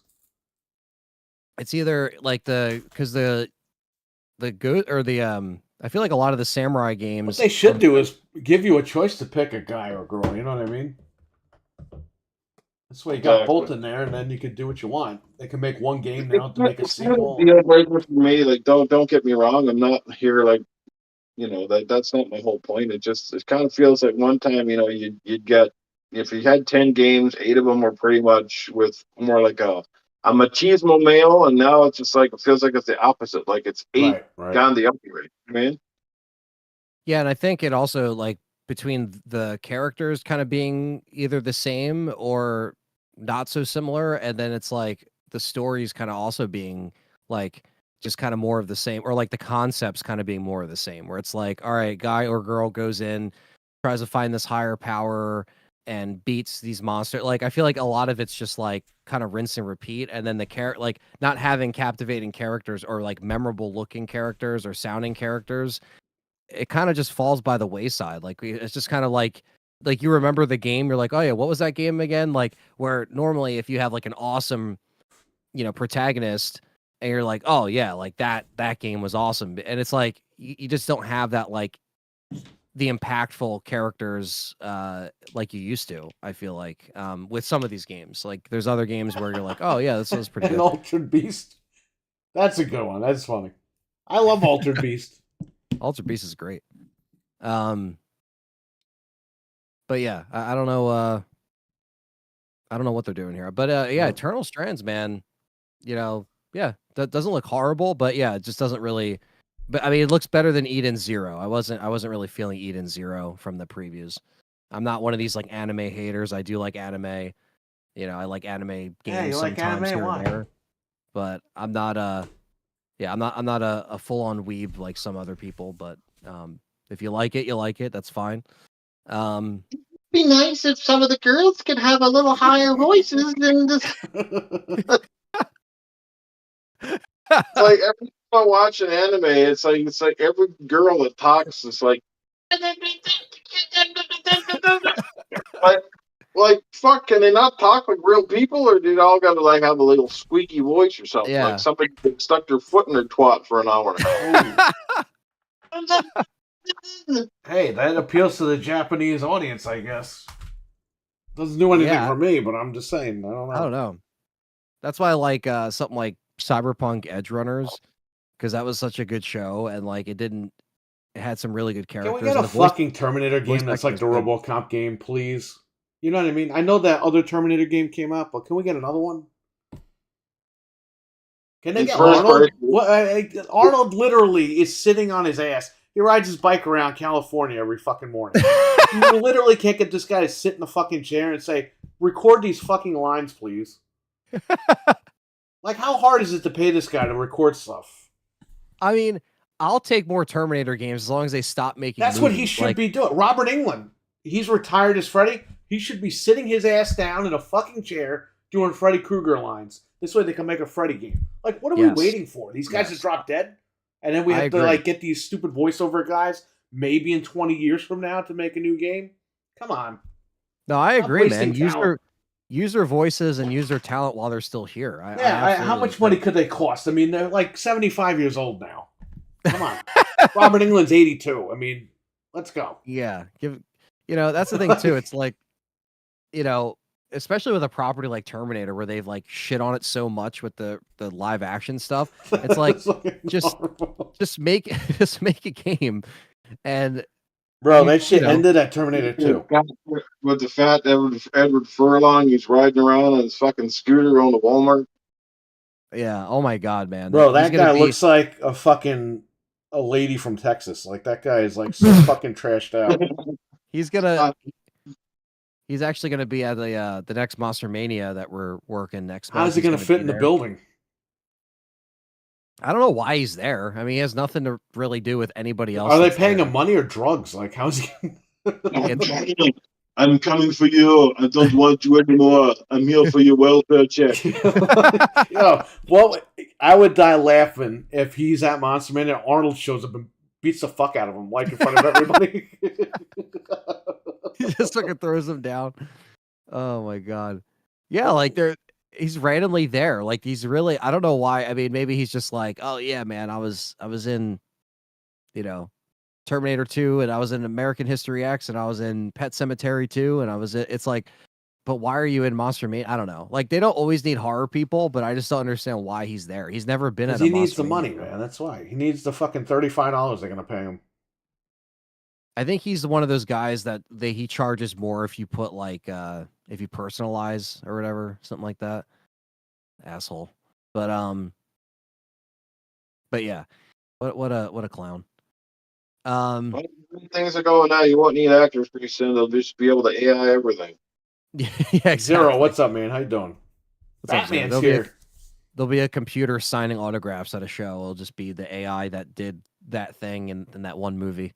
I was that one guy with the broom in the background on Halloween, and I'll sign. I can do everything except make my penis bigger. Damn you! Well, didn't you had can you tell Noof about the fan story Oh, about Ron Perlman? Yeah, tell Noof that. He'd probably get a kick out of it. Oh yeah, that's a fun That's story. them.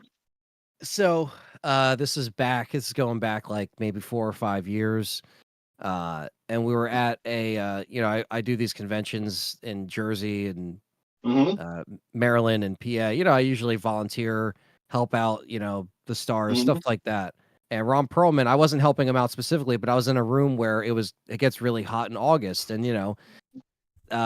he was basically, it's a very hot, kind of like it's a hotel, but like let's just say in the summertime it just gets really fucking hot, especially when over here in Jersey we get some pretty hot summers. So he was sweating, and I think he was starting to get irritable, and other people had fans, like industrial fans, like around their table. Some of them were older, you know what I mean? That one of the guys from I think it was like the main like Chinese guy he was literally 90 something, and he had a fan. It was from like the guy from Big Trouble Little China. And he was like, he's so old, but he needed a fan, right? So he was like, well, why do all these people have he was getting mad that other people had fans. And he's like, I just heard him get really mad from across the room. Or he's like, if I don't get a fan, I'm walking the fuck out. Like, he was like hot. He was like, oh, and I'm just like, but dude, like you're Hellboy. Why are you, you know what I mean? Like, why is that a thing? And he got really upset, and they got him a fan. But he was literally stopped signing. Like, he was literally just like, yeah, I need a fan. I'm getting a fan right now, or I'm walking the fuck out. Like, you heard him like across the room. I was like, oh shit, he's pissed. And yeah, I just thought that was a funny story. So there's always Ron Perlman wanting a fan. And I saw him.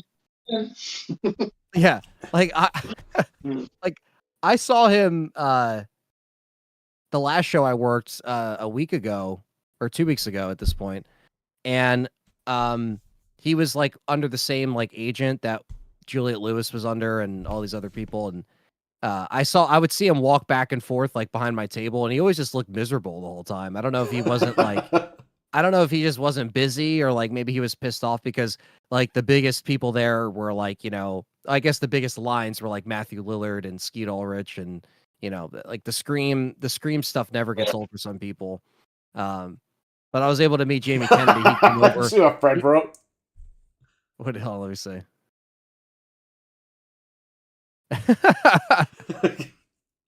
Fred said, "Give me a fan. My nuts are sweating." Yeah, he was pissed, man. He said, "Give me a fan, or I'm walking the fuck out." And it was serious. I don't know, but yeah, it was just kind of funny. You should have brought your motorcycle in there and have him sign it. Yeah. Well, that's the crazy thing. Like, most of us now know Ron Perlman from being Hellboy, right? But if you think of the average fan that watches the Hellboy movies, they wouldn't recognize Ron Perlman because he's in all the costume, right? Yeah, that's in the same area as the guy that plays Art the Clown. I bet you he can walk around anywhere and nobody knows who the hell he is because he's in that makeup and the clown suit, right? So that's true. And let me tell you something, man. The guy he looks like Art, in Hellboy. He looks like Ted Danson with makeup on. He doesn't look like it. Yeah, the guy who plays Art, he's going to be at this. David Howard Thornton. He's going to be at this next Monster Mania. Billy Bob Thornton. What? Billy Bob Thornton's long lost cousin. He just showed up at one of those Spirit Halloween places and dressed as Art. It was awesome. Yeah, dude, that's all. Yeah, he's a really nice guy. That's wild. Yeah, like he's a really nice guy. Like, I was able to kind of like I worked with one of the little pale girl, the one who plays like that little girl in the second one that's like with him. I worked with her, and some of the cast would come up throughout that weekend and just say hello to her and stuff, and I was able to meet him, and he was a really nice guy. Like, and his line, dude, was literally like consistent the whole fucking time. So like, between how big this last movie is, like at this show, they have him there, they have the girl from the first movie that was with him in the third one, they have the main chick, Lauren Lavera, she's gonna be there. So like, it's gonna be a pretty big Terrifier type show, but it's crazy the lines that he gets. And you're right, like he can probably walk around, nobody even knows who the hell he is, and then he's going to be doing like a Santa costume photo op, like as Art, so he gets all the makeup done and stuff. It's just pretty cool. It's cool to know that like they're all chill people, when like some people they get they get big and, it goes to their head or whatever, and they have egos. Like someone like Ron Perlman, you could tell he has kind of like if you don't recognize him, like Get angry. he gets offended. You know what I mean? Like, because that's the one thing. Like, apparently, one of the agents was telling me at this last show that like he was out at the hotel and eating something, and like the one chick didn't recognize. Like, she's like, "Oh yeah, you have to like go to the thing and like let them know like you're." And he's just kind of like, "But I'm me. But like I'm Ron Perlman. Like, you know what I mean? Don't you recognize?" And like she didn't recognize him, so she was like saying, "Oh, he still had to do," and like she didn't recognize him. It's just kind of interesting, like how people hold. I will say he got fucking robbed though, because he should have been Cable. Yeah, he looks like Cable. For his for that fucking biker show he was on. Sons of Anarchy. Yeah, that's a huge show. And that's why people, that's honestly what people probably recognize like his face from, like, other than like being under a bunch of makeup, Should have been Cable, telling you. Yeah, no, he would have been perfect for that. But yeah, those are just some fun con stories that are always, so it's always a good time at those shows. But you just kind of see some funny stuff that happened. Like the only time that I actually got starstruck was when Alice Cooper came over, and I was like, "Holy shit, it's Alice fucking Cooper!" That was the only time I actually got like starstruck. Alice Cooper's the man. But now let's see here. Your grandparents used to listen to him. Yeah, my dad does have all his albums, so it's pretty close. Okay. Let's see here. The next thing that we got to talk about is okay. So one of the premieres, I guess, was Mistfall Hunter. What do you guys think of Mistfall Hunter? This was one of the games that was a world premiere. It looks good. I just think it's generic. Might be a good game. I don't know. Again, I want to say this because I have to say this now because the internet is nuts.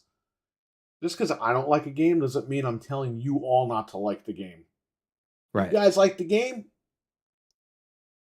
Doesn't look like it's a game for me.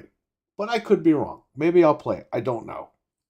Yeah, it's just a lot of big monsters and dragons. You have a shield. You have to fight them with big hammers and swords. Again, it's similar type games. Not always my type of game or my cup of tea. I don't really like the Souls-like games. That's the first word that ruins it for me. As soon as somebody puts in a sentence it's a Souls-like or a rogue-like, I'm like, yeah, I'm out.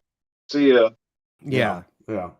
I'm very similar in that regard as well. Can we just not get a regular action game that's not like that literally beats you up mentally, physically? Like I like to have fun. That's where my controller half the night. I agree. Yeah, I agree, sir. And this is what they say at the at the end screen, right? So they say Mistfall Hunter crosses Souls-like and extraction games for something brand new, to make something brand new. So it's like they're trying to say, hey, yeah, we're a Souls-like game, and I guess an extraction game, but we're trying to make something new. And it's like, how far are you going to push that? You know what I mean? Like what is that going to entail, right? So yeah, I agree. I kind of get lost when they say that, and it's like you're only going to hold people's attention spans for so long if they're just remember and I'll make this quick because we gotta kind of rush. We gotta try to hurry up here. But I will say this: remember the Xbox, PlayStation 2, GameCube generation,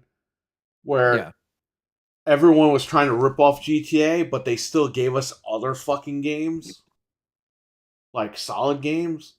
Now it's like everyone rips off one genre that's popular, and then they give us a bunch of fucking indie games, and it's like there's no in between anymore. Yeah. So there you go with that. Yeah.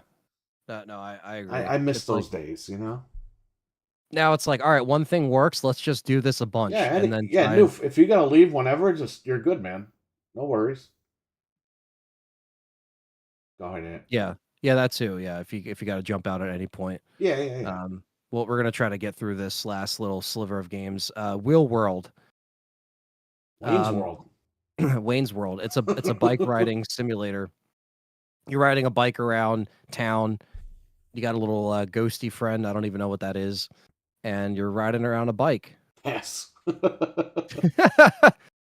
Yeah, it's not my like Stevie Mac said, it's another mental health game. What do you think about this, Noof? What do you think about Wheel World?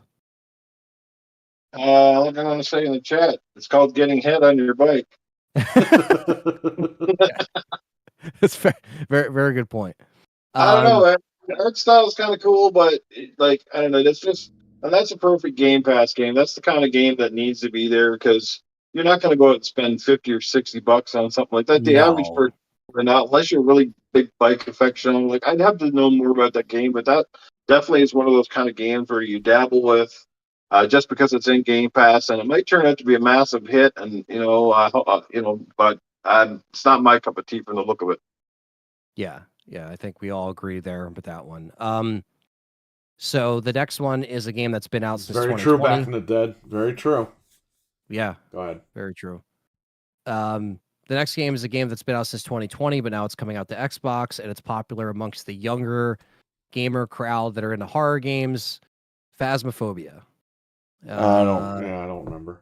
It's kind of like horror, supernatural, kind of going around, like uses that dynamic kind of voice thing where if you're playing with friends, you kind of hear each other in that like setting. So it's a very popular game amongst streamers, very popular amongst the younger crowd, but now it's coming out to Xbox at the end of the month. So there you go. That's a week from today. After that, we have The Legend of Babu.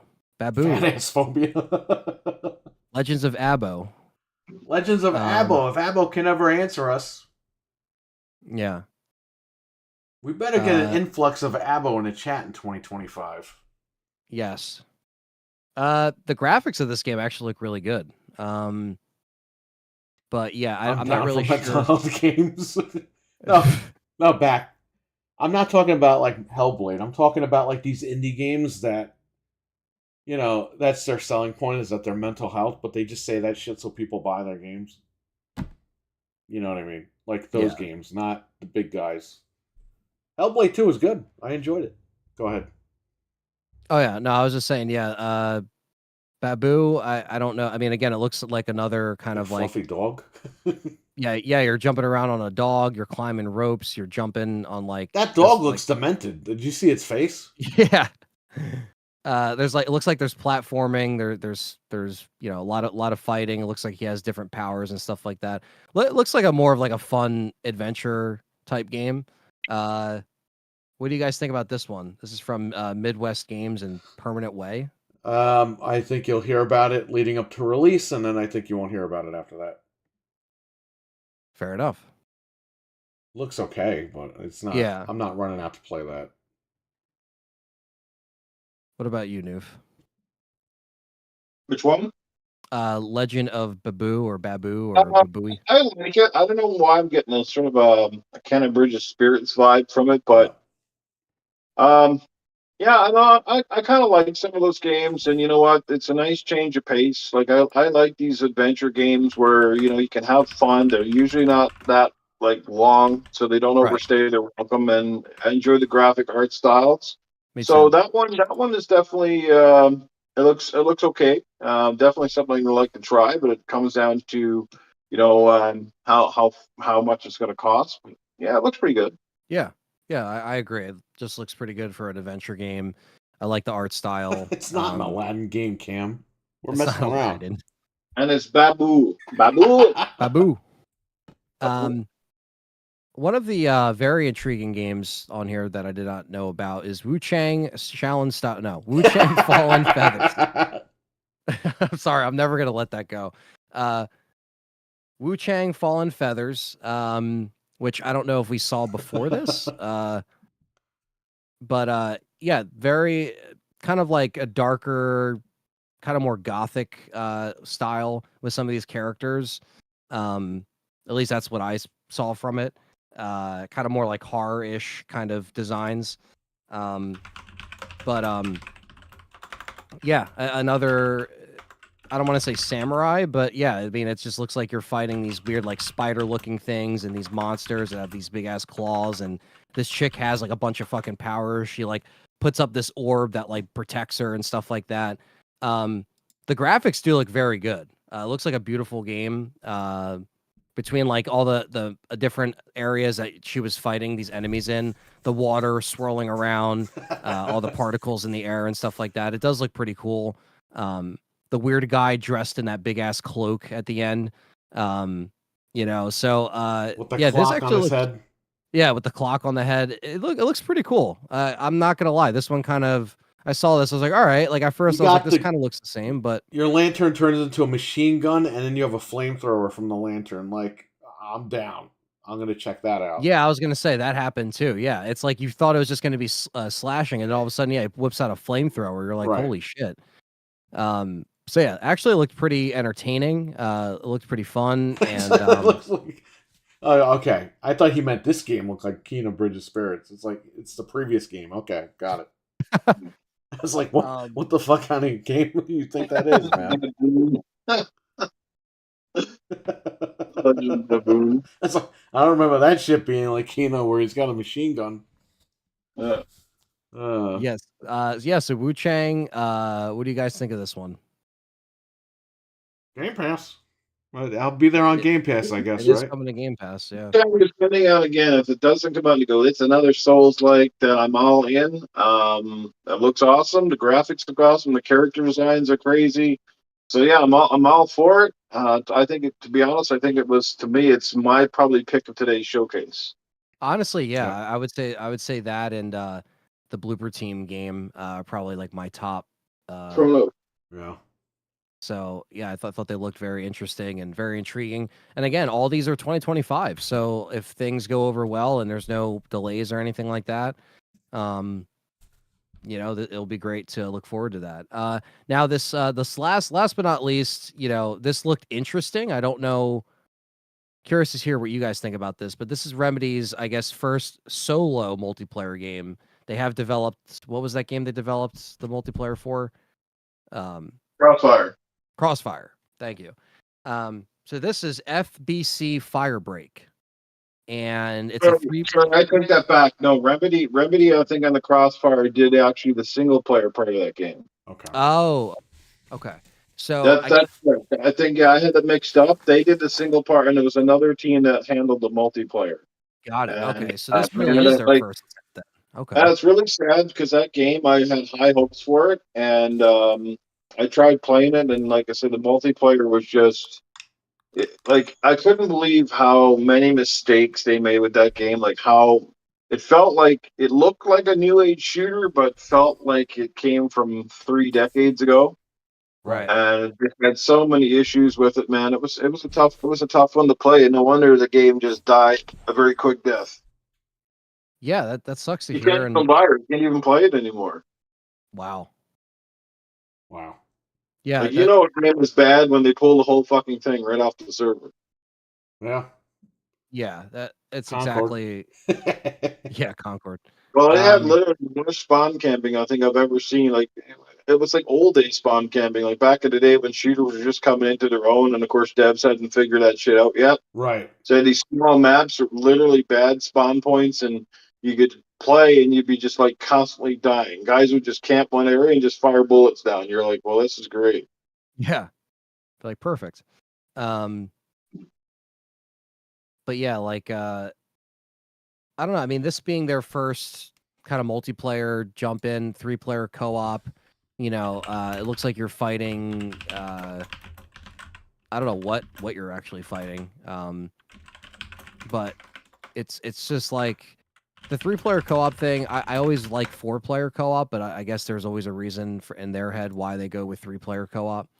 But this being their first attempt at a, you know, at a multiplayer kind of experience, you know, it's interesting because Remedy, you always, I mean, they usually take a lot of time between games. So here it looks like, okay, they probably had other people that they wanted to, like, it looks like you're shooting other soldiers and stuff like that, or other, I don't know, like there's a part where the guy shoots a gnome out of a gun and it just like erupts the whole room. Like, I don't know what that's supposed to be. Trying to be cute. That's all it is. Yeah.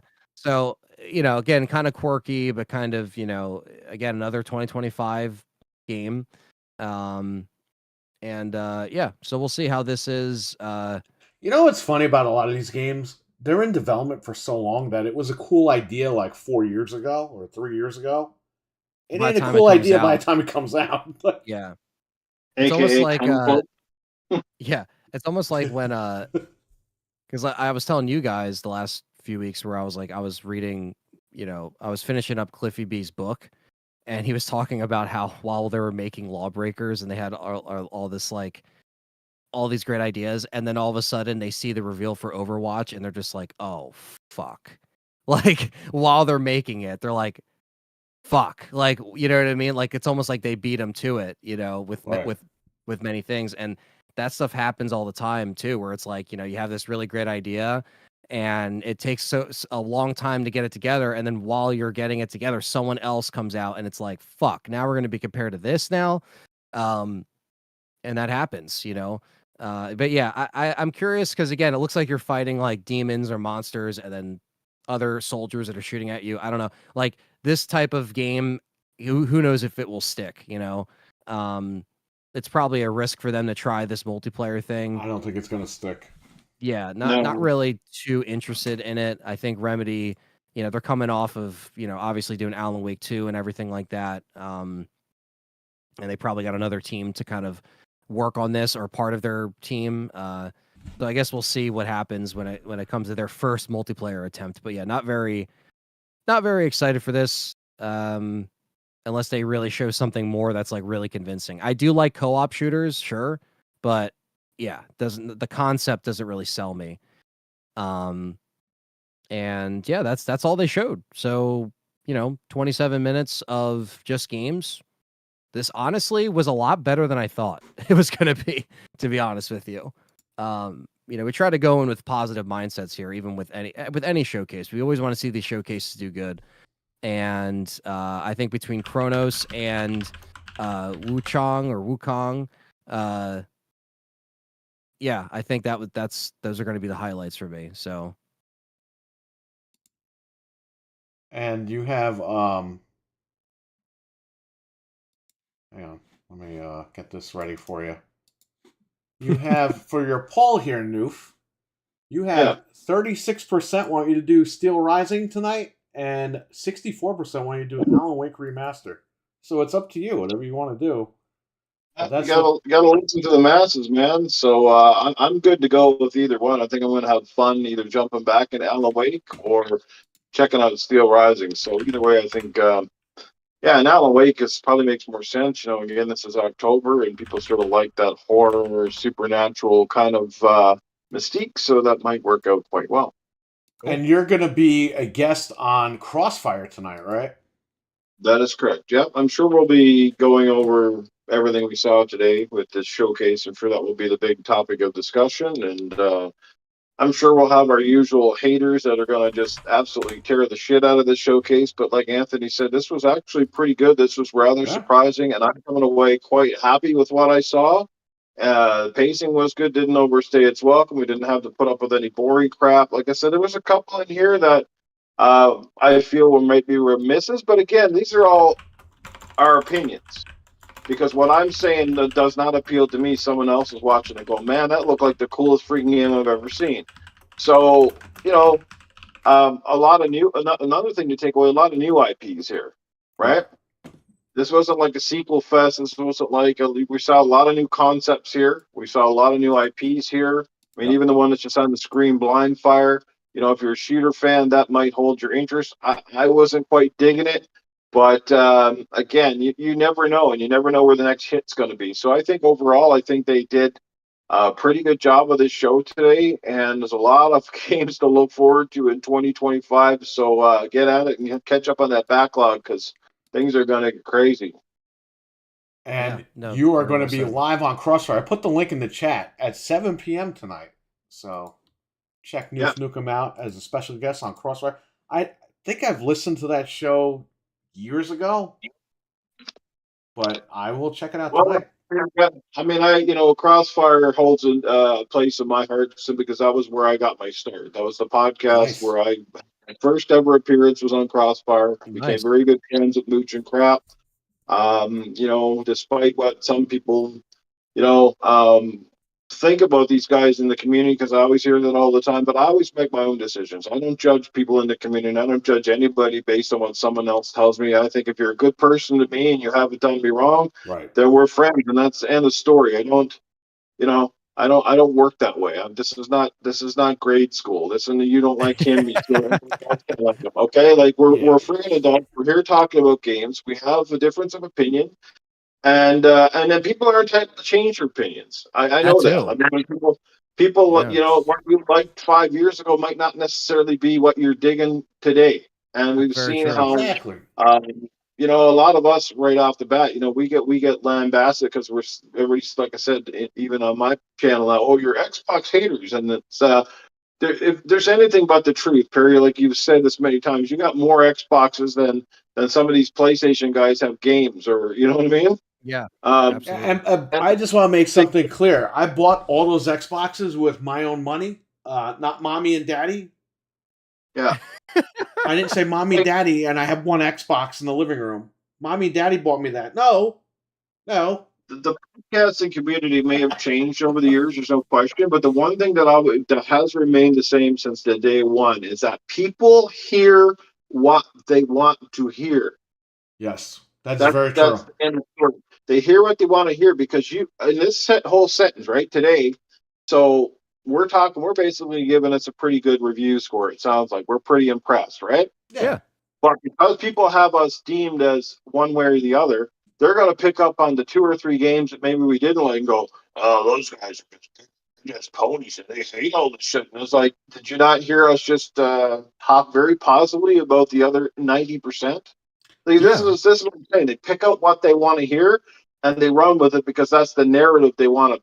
Exactly. They want to pin to us. Yeah, they want to put. I'll be honest with you, Noof, on this ambient, on Game Complainers for 10 years, right? We took Sony, Xbox, and Nintendo to task. Sony, we took them to task the most because you had the fanboys back then acting crazy and all this stuff. Xbox was trying to get back to where they needed to get back. And they were proving themselves one by one with the One X and all the promises that they were doing by getting their games and stuff like that. So we defended the Xbox for 10 years, for the most part, on that show. Yeah. Okay, but we kept it real. With when PlayStation did stuff great, we praised it. When Nintendo did stuff great, we praised it. When they all screwed up, we said, you know what, they need to go back to the drawing board. They're like the Three Stooges. They all have problems. All 3 companies have their problems, right? What are they doing? Every single one of the companies has gouged us when they felt like it. Sometimes they've given us some great stuff. So they're all guilty of doing different things. And some people say, well, nobody really talks about Nintendo because Nintendo doesn't even talk about Nintendo. You know?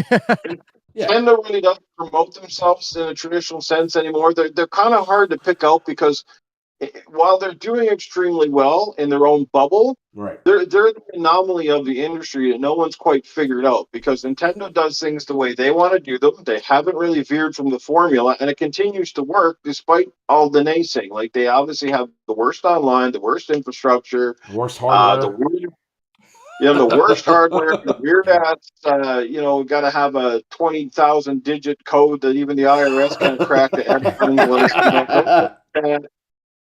All of this crap with those guys, and they kind of keep making the same games over and over and over again. They rely on their bread and butter time and time again, and they get away with it. But again, Nintendo knows their audience.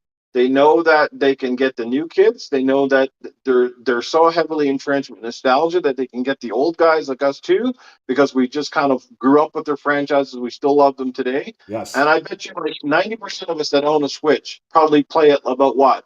Only 1/4 of as much as we play our Xbox or PlayStation. Very true. Right? Very true. I rarely turn it on unless I'm traveling somewhere or fiddling around in the bed, or once in a while something comes out and I play it for a bit. But I find it very hard to gravitate and stay on the Switch. Yes. But we're not giving Nintendo a pass either. They have that's the crazy thing with Nintendo. If they just kind of adapted their game industry a little bit and maybe they decided, hey, we're gonna make some mature games and we're gonna go outside the box a little bit, those guys could be literally dominant if you think about it, right? They could dominate because they could give us good hardware and they gave us all the third-party games that we wanted. Like, here's the weirdest with the Switch. Switch has got this massive install base that they still don't have a Madden football game on it. Think about that. Yeah. Like, isn't that weird? And how easy would it be to port a friggin' sports game and make a ton of money? And yet they don't do it. It's like there's little weird stuff like that with the Switch that just totally blows my mind. And if you remember, Sega got criticized for not having EA sports games on their platform. Right. And they were like, well, they're dead then. And it's like, well, the Sega games are better anyway, the Sega sports games. But that's not really what did them in, and Nintendo is just proving that point. Like, you don't need EA, sports games on there. But it would be good, though, because then you would have more of a player base. If you had Madden on the go, a lot of people will go for that. Yeah, even if it Xbox looks 360 had the Madden Arcade. I think that's the best Madden game that they ever made, in my opinion. Think of the Switch. The Switch has been this successful, and they haven't had a legitimate GTA game other than the GTA Trilogy Remastered. Yeah, and they've been this not even a single Call of Duty game. Not one Call of Duty game. Right. Now, how easy would it be to port even an old Call of Duty game to the Switch, like the original Call of Duty Modern Warfare Trilogy? And put it on the Switch, add some multiplayer. You can do it. Right? Lightning in a bottle, easy money for Activision and Xbox. Dreadpool, what's up, man? With the new new hardware, they hopefully can. That's what we're hoping for, is that this new Switch, which hopefully will get announced soon, brings the sauce with the hardware. I think it'll do a lot better than hardware wise. Yeah, it's gotta be the new Switch hardware. It definitely has to be sort of on par, at least with, like, say, PS4 Pro level performance. Yeah. I don't think anybody really gives a shit if they do 4K on the Switch too. But I mean, at least do 1080p and do it well. Like, if you can hit 60 frames and you can get steady performance, and the game, like I said, look at least PS4 level, I think they're going to do okay. Yeah, I really need to be able to play Resident Evil on there without streaming it, because that's what you have to do with 2 Remake, 3 Remake. Can you imagine when the new Switch is able to run natively RE2 Remake? RE3 Remake, RE4 That's all Remake. We want. That's all we want. Just I think let's just run them natively. Like, I know it's not going to look as good as the other consoles, but I shouldn't have to stream these games because you can't do it on your current hardware. That's just absolutely disgusting. Yeah. I don't want to play Village through a I don't want to play a Village through a stream like feed. You know what I mean? Like, that's not why it's so stupid. Like, this is Nintendo. This is the console that had one of the best remakes of all time, Resident Evil 1 Remake on GameCube. This is on the GameCube, for Christ's sakes. Like, where is that, Nintendo? The last time they cared about power was GameCube. That was the last time they really cared about power. I agree. And it's just like, when we started this show, it's funny to say this, but, Nintendo was in a weird spot with the Wii U. It was really bad. They were like, they're like dead. The month we started this show, Noof, was when Xbox had that controversial Xbox One event, and people were pissed. So it's kind of funny, like, where we started the show and where we are now, and, like, you see the differences, or see, like, who's come up through that time and who's try. Like, it's kind of nuts that we started the show when really Sony was at the tail end of their PS3 era with Last of Us, and the 360 was winding down. It was just a different changing of the times, basically, it seemed like. And now you look at it in hindsight, you're like, holy crap, that seems like more than a decade ago. It seems so long ago. But it's like, and then we've seen Nintendo kind of bounce back a little bit with their, with the Switch and everything, and then. But that's what you want. I want Xbox to bounce back. I want these companies to fight, because the more they fight, the better it is for us. Switch, the lightning in the bottle for Switch was they basically catapulted their 2 markets and put them into one. Yes. Because this is the first time they've never made a variant of the Game Boy. Yeah. The Switch was the Game Boy for this generation, right? Absolutely, yeah. This is the whole point. This is how they hit lightning in a bottle, was the whole hybrid theory of play it on your home console or take it on the go and play console-like quality games for the most part. Especially Nintendo stuff generally ran pretty well. They knew their limitations, and that's why they were such a hit. And plus kept the motion controls from their ultimately super successful Wii. So that was that. But nobody could have predicted the Switch would have been the massive hit that it was. I mean, I think a lot of them were very pessimistic after the failures of the Wii U. And that was the thing. Nintendo learned a lot from the Wii U. And they avoided those mistakes with the Switch. Thank God. Yeah, we I was used to getting make freaking fun of Frank every week on the Vietnam show. Like, flashbacks with the controller situation. yeah, we used to talk to Frank, be like, "Dude, what's going on with your guys' Nintendo, man? What the fuck's going on?" He's like, "I know, I What a know." Like pro even controller, and no games support the pro controller. I'm like, what did I buy this thing for? yeah, it was such a dark time for Nintendo when we were doing these early shows. Like we were just like, dude, there's no bouncing back from this. And then so like you said, When they they've announced the got Switch those and showed the markets. motion things, I was like, this console's dead. Like, there's no way. But they proved You me know, wrong. they took the whole tablet part of the Wii U, and that was essentially precursor to the Switch. It's like a Yeah. test, They're gonna put almost. something here, a Yeah. bigger higher definition screen. You put some hardware in and take it on the go. Keep the motion control, so hence the detachable controllers, and boom, there you have it. Yeah, they sold that Japanese market immediately too, because in Japan, mobile stuff is Mobile huge. was blowing up back then. And like they already got that Japanese market down, and then when it got over here and it just kind of caught fire over here, people were like, "Holy crap, this is where." That's why I think for this next one, they can't alternate from that concept, like They're you not said. Now going that they to. combined everything, No. yeah, they're not going to. From what we're seeing from the leaks and everything that's coming out, it seems like they're, if it ain't broke, don't fix it, but make the hardware a lot better. And obviously make it backwards compatible, make it, do what you got to do, and they'll be in a good spot. I'm curious to see what this thing will look like. We were talking about the price last night, probably around, $399. I would say that's a good price point for it. So yeah, we'll see, man. It's going to be interesting. Like 2025 is going to be an interesting year. I'm kind of ready to move on already at this point, and Absolutely. just to see what we have, coming out, like from this showcase that we just saw today, from the other games that have been teased up until this point, from other events. Yeah. So yeah, I think people like us that talk about this stuff week in, week out, we're always kind of, anticipating the next thing, and we want to see things switched up from time to time. So, we always want to stay positive within that. So Yeah, big thing from Nintendo. Hopefully, they bring over the back compatibility from Switch. yes, that's a huge thing. Yeah, they I think they're going to do that. They're not gonna come over if they're not going to have a cartridge slot or whatever for these things. That's going to be a massive fail, in my opinion. So I hope they bring all that stuff over. Yeah. And Yeah, I'm going to hear, or do Switch games work on the Switch? Like, yes. I'm going to answer that question for the next 5 years. Yeah, customers will always be Do confused. 2DS games work on the DS? It's like, oh my fucking God. Yeah, Please. the new 3DS, the new 2DS. What games? Yeah. What two games were on the new 3DS? It's like, I don't fucking know, man. Like Minecraft and something else.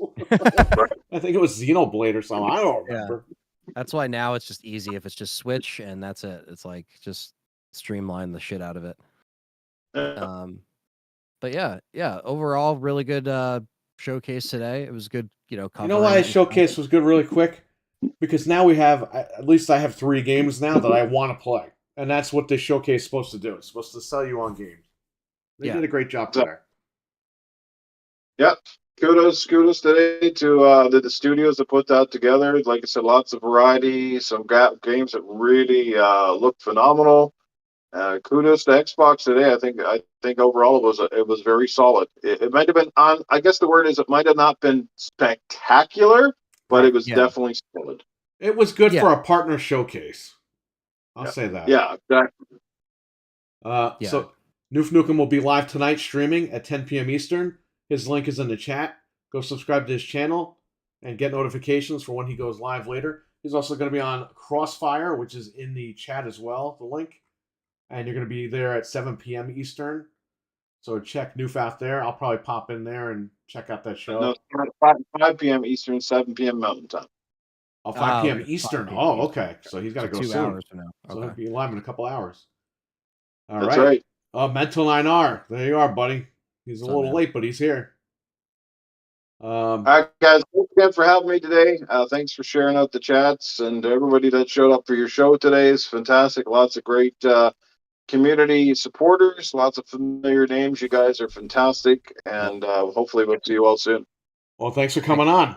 Thanks, Noof. We appreciate it. Appreciate it. Thanks, man. Thanks, you, Barry. See you, chat. Catch you later. See you later. Better late than never, says Mental. Yeah.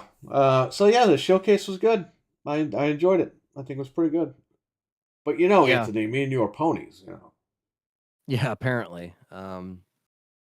you know, now that we said one bad thing about Xbox, we can't say anything positive about Xbox. But no, what happened to all the when we talked badly about PlayStation all those years? Well, brother, hey brother, what brother? What happened, brother? I don't know. It's we had a crazy. couple of crazy people go fucking crazy on us for that, but I mean, besides that, yeah, we always kept. We were never called honest. Xbots. No. Like we've been called hater this, hater that. I don't think people understand this channel. Yes, we complain about shit, but we take something, and you guys in the chat know this, but just for anybody that's new watching, if something happens that we don't like, we take that little piece of what we don't like and we fucking amplify it. Because we try to make this show entertaining for people that just want to sit down and relax. And they want to hear these crazy, overblown reasons why we don't like this thing. And that's what we do. We break the fourth wall. We try to make fun of things. RWK will bring up other podcasts and we'll try to, make fun here and make fun there. But it's not a big fucking deal. Everyone needs to just chill out, man. It's not a big deal. Yeah. I'm buying I bought 3 PlayStation 5 Pros. I guess I'm a pony. I have 12 Xboxes in this house.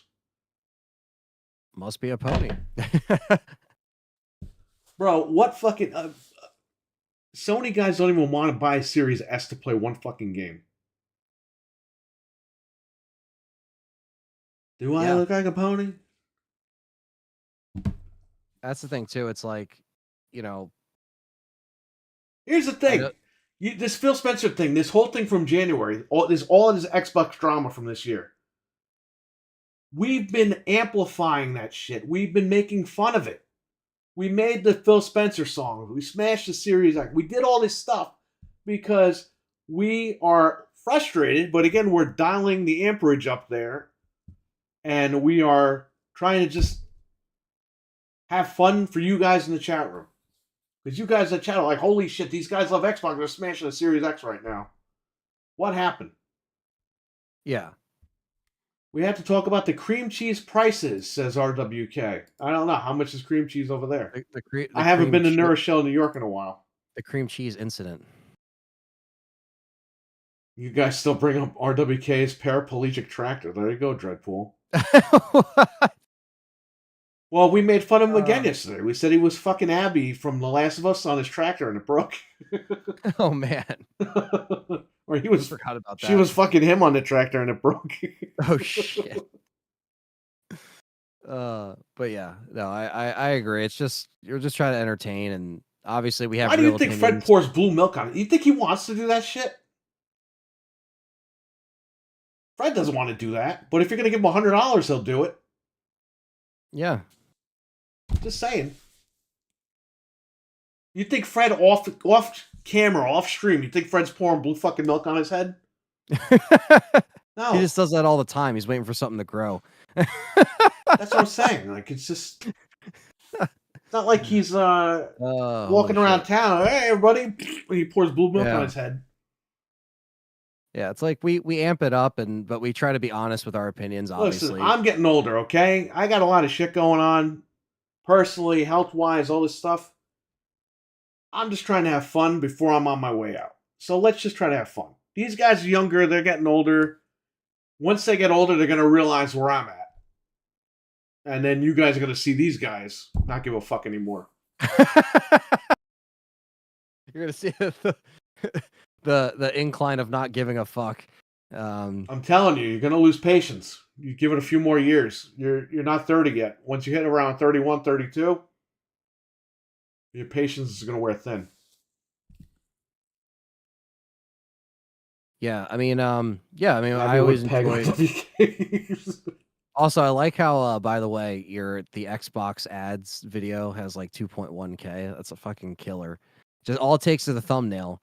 All it takes is, Was that really the thumbnail? I mean, was it the thumbnail that did that? I think so. I think if someone sees it's a true thumbnail. It's not even clickbait. I know, but it's just Kasumi's got the, she's got the knockers. You know what I mean? But I was playing as her when it happened, so I mean, it's not know. like I'm just like You're not, but I'm just hits saying. and the fucking thing. It's like that's what happened.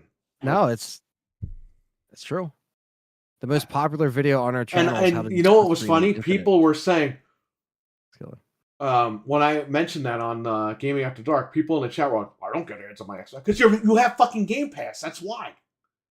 This account was brand new. It didn't have Game Pass on it. If you don't have it, that was the point. Yeah. That was the point. You don't have it. And they're trying to, as you're playing a game, they're like, get Game Pass.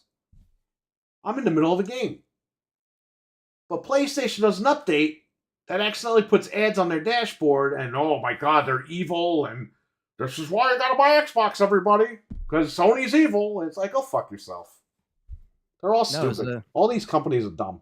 It was an honest video, and you, like you said, you even said the one live stream, you're like, I'm going to cut that and upload it separately so people can see, I'm not the best part of getting older is being able to be that grumpy old man. There you go, Mental 9R. I'm 42 and my patience is non-existent. There you go. I told you. Yeah. My patience pays the fuck out as soon as I turn 40. Well, there you go.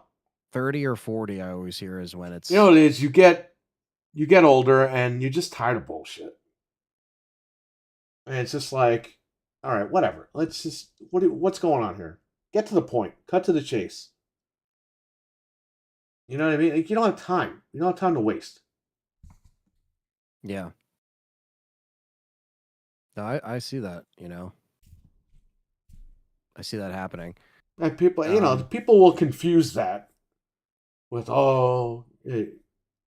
like, I think Cal even said, oh, you seem more confrontational. It's like, no, it's not confrontation. It's just, I don't give a fuck anymore, man. I'm going to call people out on shit because I'm tired of bullshit. Right. It is what it is. But when you guys get older, you're going to know exactly what this is. It's not being confrontational. It looks like that.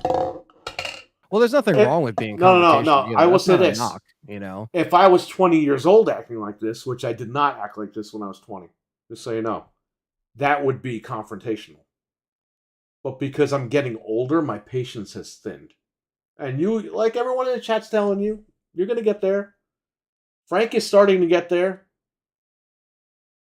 It's going to happen.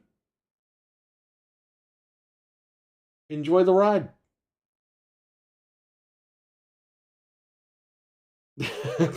Isn't it fun getting old? It's true. With age comes wisdom. Well, I don't know how much wisdom I have, but I guess you gain experience as you get older. And you just don't have time for this shit anymore. You don't have time for the bullshit. You just like playing these games. Like, like Silent Hill 2, it's a great game, but I don't have time for that shit. I don't have time to get lost for 40 minutes. I don't have time to get lost for 3 hours. That's part of the charm, getting lost. Okay, tell me that when you're 41 years old and you have responsibilities. Then you tell me when you finally get some time to play a game, getting lost for an hour is part of the charm.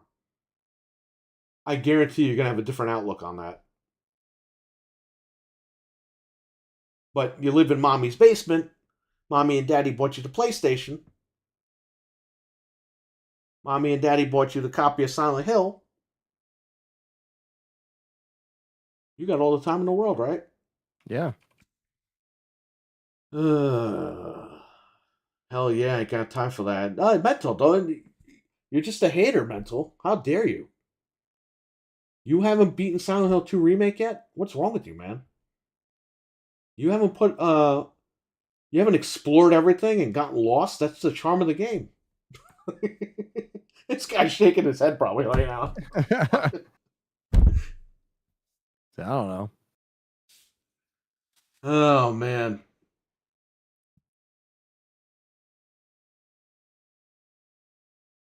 It's easy to say that when you have all the time in the world. You don't have to pay. You have to work or pay any bill. Exactly. Thank you so much. Ha ha ha. I was shaking my head. There you go. Because it's absurd. It's absurd that, we're expected. Like I said, playing Silent Hill 2 was like me going into work. And it's like playing games shouldn't be like going to work, man. It should be fun. And I'm sorry, but getting lost for over an hour, that's not fun to me. I could have been fucking sleeping. Or I could have played this game earlier if I knew I was going to get lost. Uncle Myers buys you a PlayStation, you have plenty of time to sit. Oh, wow. Was that Michael Myers? See, you always try to get me to read these things, and I catch it right at the end. I should read Dreadpool's messages backwards. Yeah, yeah. Remember that time Fred said he was going to do something and someone super chatted, and Dreadpool pretended like he super chatted? Oh, yeah. That was funny. I always think of that. That shit was funny. That was hilarious. He tried to fool us. Almost got one up on Fred.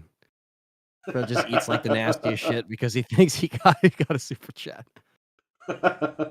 That's funny. That was the best. Silent Hill 2 is a good game, but it's damn tedious sometimes. Listen, I agree with Anthony's review.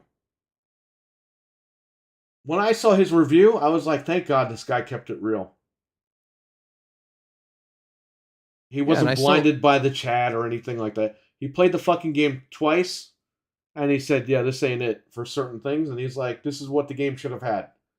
What, are you fucking crazy? He has an opinion. He's not allowed to have his opinion. It's a review. Yeah.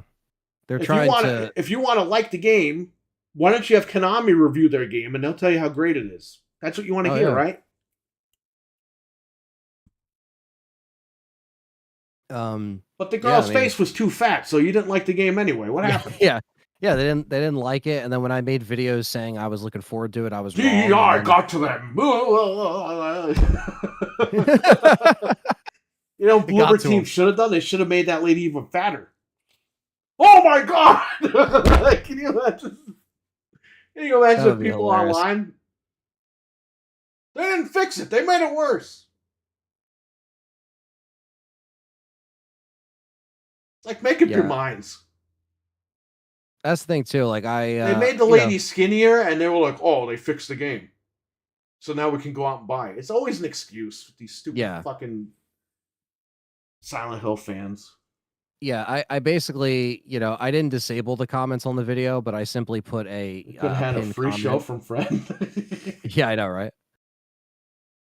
I didn't disable the comments on the video, but I just put up a pinned comment saying thanks to everybody that actually watched the full video and they ate you for lunch when you posted that. I just posted it like a little while ago, so we'll see. I bet you're taken to the cleaners at that point. It is what it is. It does have one of the lowest or it's one of the most disliked videos that I put out. With like the ratio, you gave it a fucking positive review. Yeah, that's what I understand. If you would have said what I would have said, you might as well just do that. Take that video down and just re-upload the video saying the game fucking sucks. Yeah, at this point, that's gonna piss everybody off even more, right? And that's that video is gonna get even more views. Yeah. It's people like the negative stuff. This guy took his positive review down and put his negative review. You're gonna drive them crazy if you do that. Yeah. They'd be like, "What the hell?" And it's just funny, Like I just think it's funny because I was honest before it came out when I said I was looking forward to it, and I was wrong. You know what you should do, and I'm positive about it, and I'm wrong about it. You know what you should do? Make a video saying you're gonna pull the review, and you're gonna re-review it. Okay. Listen to me, right? Take the video, use the same exact footage, just take the audio out. Have Nick read a fucking negative script and re-upload the video and see if people catch it. Because a lot of people are like, who the fuck is this guy? This isn't Anthony. And they're going to be like, see, this guy's a fucking dick. He took his video down. They're not going to know it wasn't you. Yeah. Yeah, no. You're going to fuck with these people so badly. And that's how you make money, man, because they're going to watch that video. They're going to share that. This guy took his video down. And they're going to want you to put the video back up. It's reverse psychology. That's how stupid these people are. Oh, that's awesome. Write the script for Nick and have him read it. That would be fucking funny, man. That would be hilarious. And then take that video down, put the positive video back up.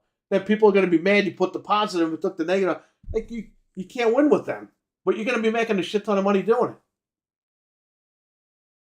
That would be This hilarious. is how you play the algorithm, everyone. When you have crazy people.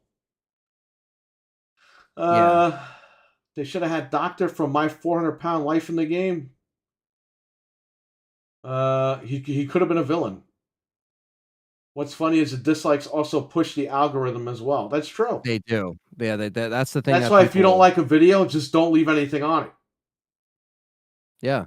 Like right now, it has 284 likes and 35 dislikes. So that brings it to 89% likes. Oh.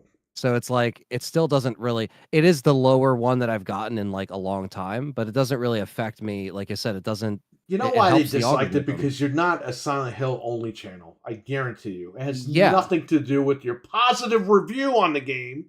It's because my name's LTRE and they see that and they're like, well, fuck this guy. He doesn't know what he's talking about. You know? Right.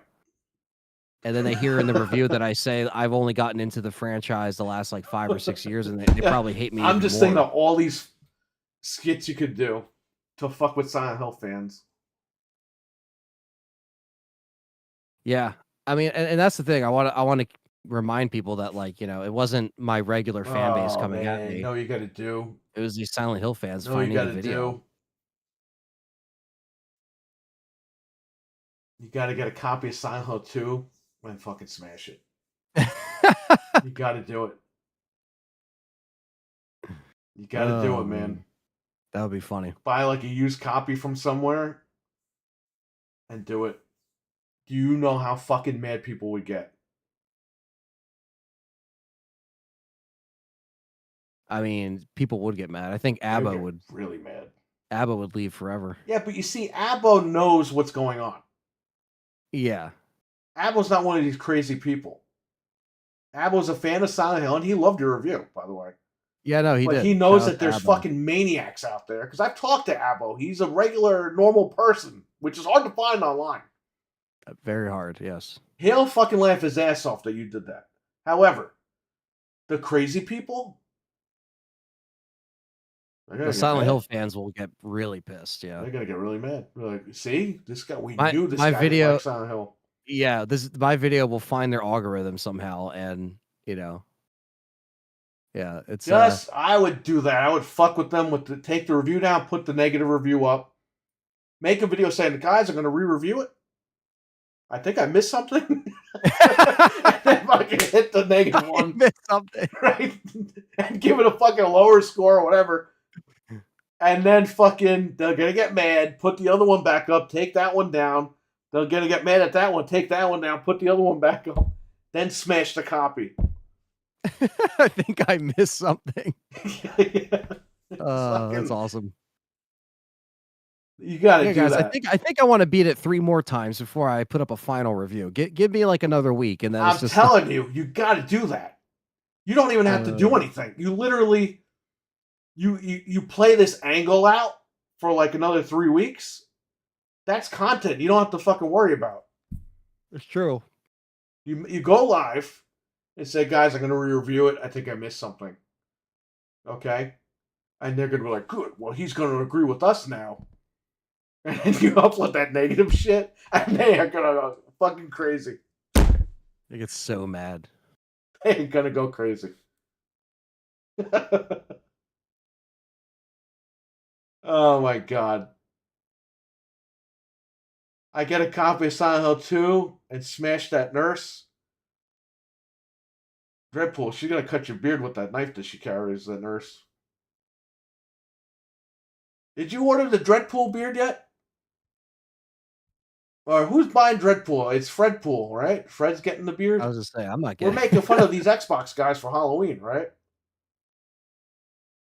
Dude, they're gonna come after us. You know that, right?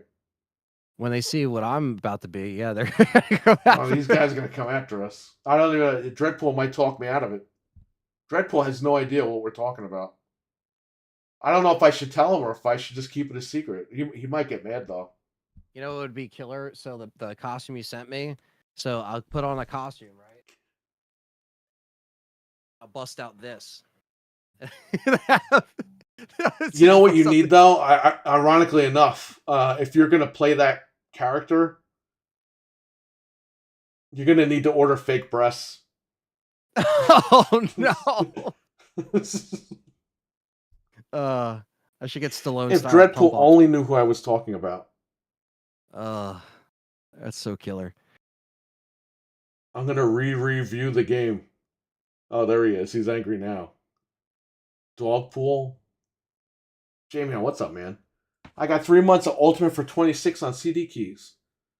Nice. My Game Pass, that's a great deal, but mine expired and I'm good. I'll get it when Phil Spencer retires, or send home to spend time with his family, or spend time with his or family. If he's on the Diddy tapes. Hopefully he's on the tapes and we don't have to hear true. from him ever again. So that's all it takes, man. That's all it takes. Hey, they said he was with high-powered people, right? So it's Tim. That guy might call in, but none of us are going to be that guy. Guy might call in. Dude, that's simple. All you do is, I had to go into the bathroom, take my phone, and flush the toilet a few times. Go.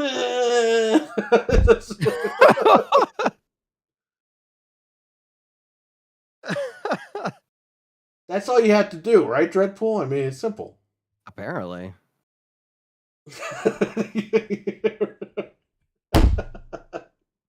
Bro, he was doing the Twitter Spaces thing. This guy sounds like he was in the toilet. I could have sworn you heard like fart noises and stuff.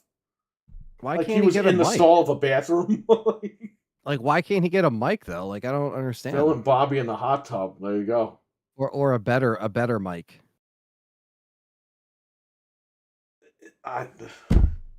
Dude, Like, I don't fucking know. How many shows does he do? Like, does he ever play it back and hear his dumb? He was the voice? whistleblower on Xbox this year, and this guy can't even invest in a He Yeti swallowed for, his like, fucking $80. iPhone and he started talking.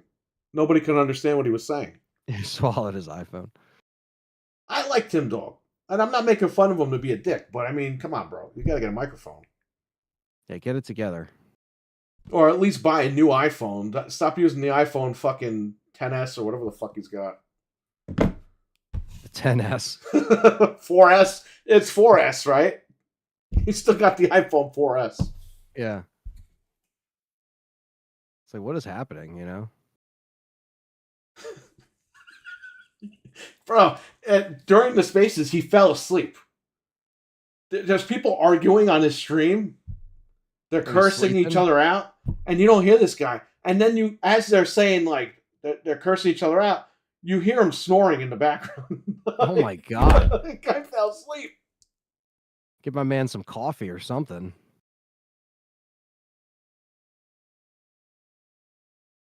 iPhone pen. Oh, I see what you're saying. See? Yeah. I see what he's trying to do. I see what you did there, Dread. I see. This is how you do Tim Dog, right? You just go in the bathroom, flush the toilet. If you're like, there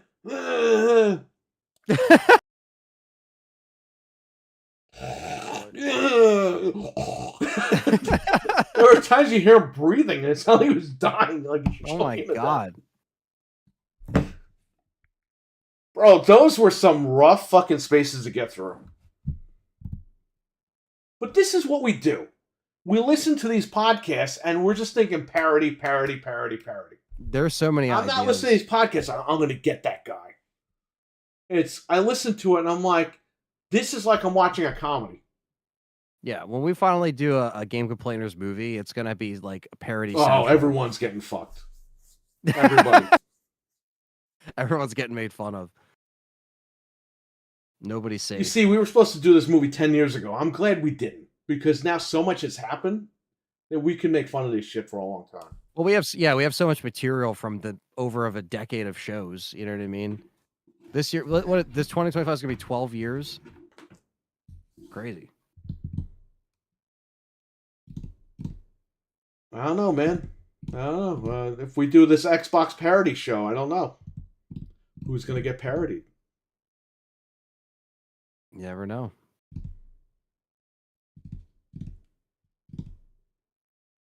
I don't know. Maybe Dreadpool. Maybe other people.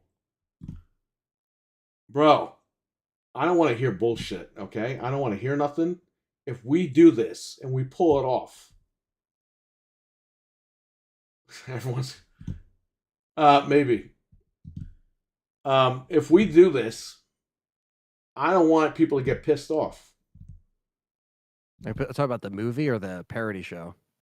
I guess I'm talking about the parody show, but the movie, I guess, yeah, maybe people will get pissed off with that too. I don't know. We haven't written the fucking movie yet. No. I don't write scripts. I only tell Anthony what I want to do, and he fucking sits there in the typewriter and fucking types all that shit. Typewriter. Because that's how you write a movie script. You don't use a computer. You use a typewriter. Yeah, it's the rules. Only typewriters. Yeah, and you have the fucking opening paragraph. Space, space, space, space, space, space, space, space.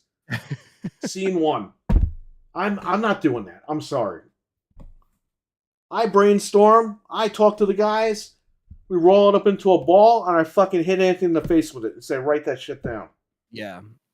And he sits there and he types away with his fingers. I'll be honored to be parodied.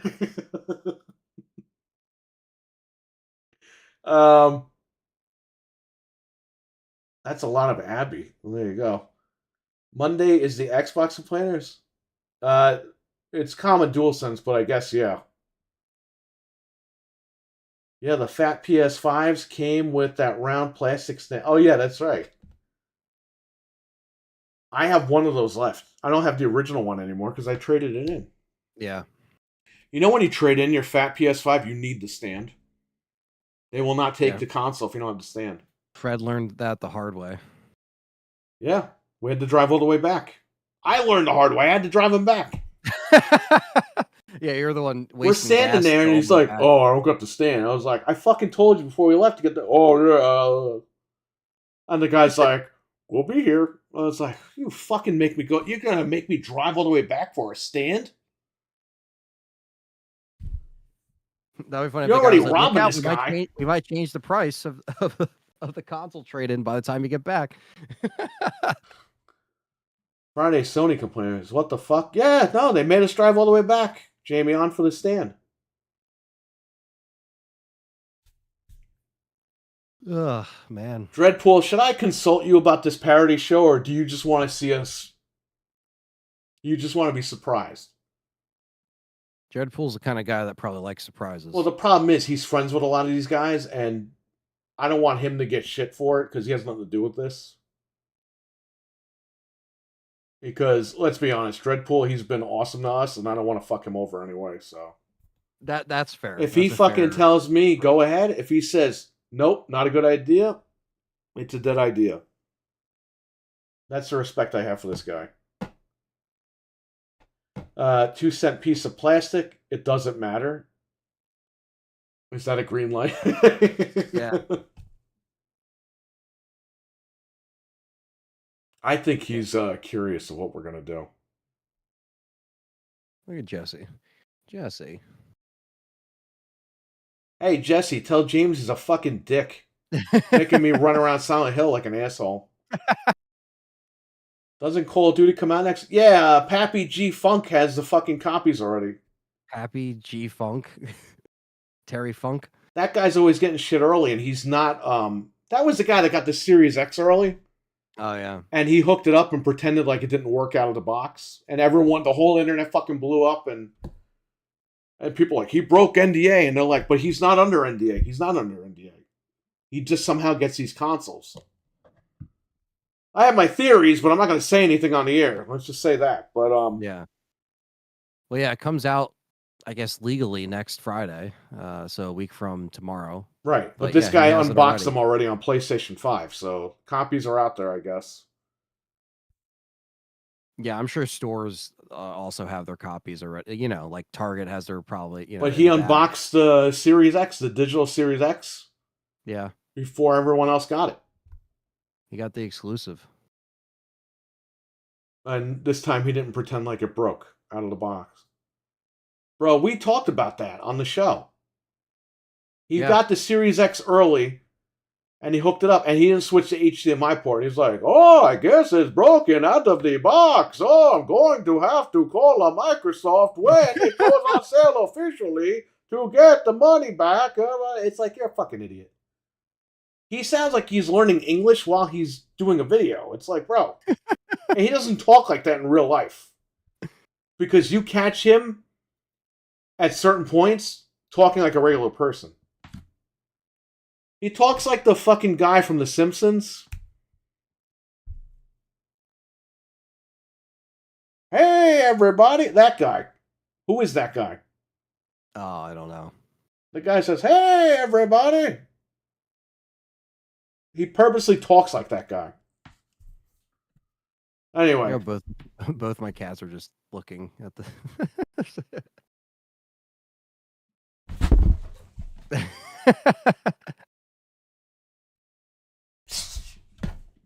like, my Western Digital had a digital white X sitting in the thing. My display next to the rest of the Series X's. Dr. Nick. Oh, that's who it is? Okay. Dr. Nick from The Simpsons. I'll be off Friday, Saturday, and Sunday next week when Black Ops drop. I'll be ready, man, if you guys want to play. So my wife still has Game Pass, and this console shares Game Pass. So maybe I'll check it out. But my plan is to buy it on PlayStation. Because I'm a pony now, right? Bro, if I'm buying the Pro, I'm going to buy games for it, right? I'm not going to sit there and... Hey, I got the Pro, but I'm going to buy games on the fucking Xbox. Yeah, I'll probably go half with it with my dad because we game share. So that's why I've been breaking getting the law, digital man. anyway. You can't be stealing I know. games. WrestleMania is Walmart. There you go. Yeah, what? I guess. The packaging looks cool. Yeah. How do you like that Xbox has those... We talked about this the other day. They have those Call of Duty controllers that they're not selling unless you go on Design Labs and pay $80. That's so stupid. And then they ship it from China, so you got to wait. You got to wait like a week for them to come in the mail. Like, how hard was it to make it its own SKU? Give it to It's GameStop, like Xbox doesn't want to sell you shit. They don't want to say that they made all those X-Men controllers. They didn't sell them to anybody. They make this thing. They want to sell them to you, but you got to order them. And it takes a week. Like, come on, man. Call of Duty. You should have all those controllers in all the stores right now, ready to go. They're gonna sell. Yeah. It's promoting. It's part of promotion. You're gonna sell the fucking controllers instantly. Buy the console wrap for $60. Or whatever the hell it costs. Tells me no one's using Design Labs. Yeah, well. Guitar Hero. This Rift Master came out. They could have had those guitars on Design Labs. You know how much money they would have made? Yeah, they could have had custom faceplates and everything. Because the faceplate you can change. They could have made it where you could have custom faceplates. They could have charged you $20 for a custom faceplate, and people would have paid. Yeah. They would have made a blue guitar with their fucking name on it. Yeah. Xbox would have been making $200 fucking a guitar. That cost them $10 to make. I probably would have bought 2 of them already because I already have a couple hanging around. One guy would have bought $400 in guitars. Can you imagine? Can you imagine a family? The guy goes, holy fuck, we can finally buy guitars. And he gets a guitar for everyone in the household with everyone's name on it. That's almost $1,000. If you got a household, if you got 2 kids and a wife. That's $800, and then you add the extra, the money that they charge you extra for the color, and then the money they charge you extra to put your name on it. Holy fuck. You would have been banging out those, no problem. And all you had to do was make, they have Guitar Hero? All you had to do was make an Xbox Live only Guitar Hero. That means you download it for free, and then you buy the songs sequentially. The artists get paid. Microsoft makes money on hardware. They don't have to ship any fucking guitars out to anybody with the game. They don't have to have stock sitting in warehouses. It's a win-win, and they didn't fucking do it. It always seems like the logical thing that they could easily do to make them money. I'm a Rock Band guy, but also I'm just saying, like, you could have made money that way, a lot of money.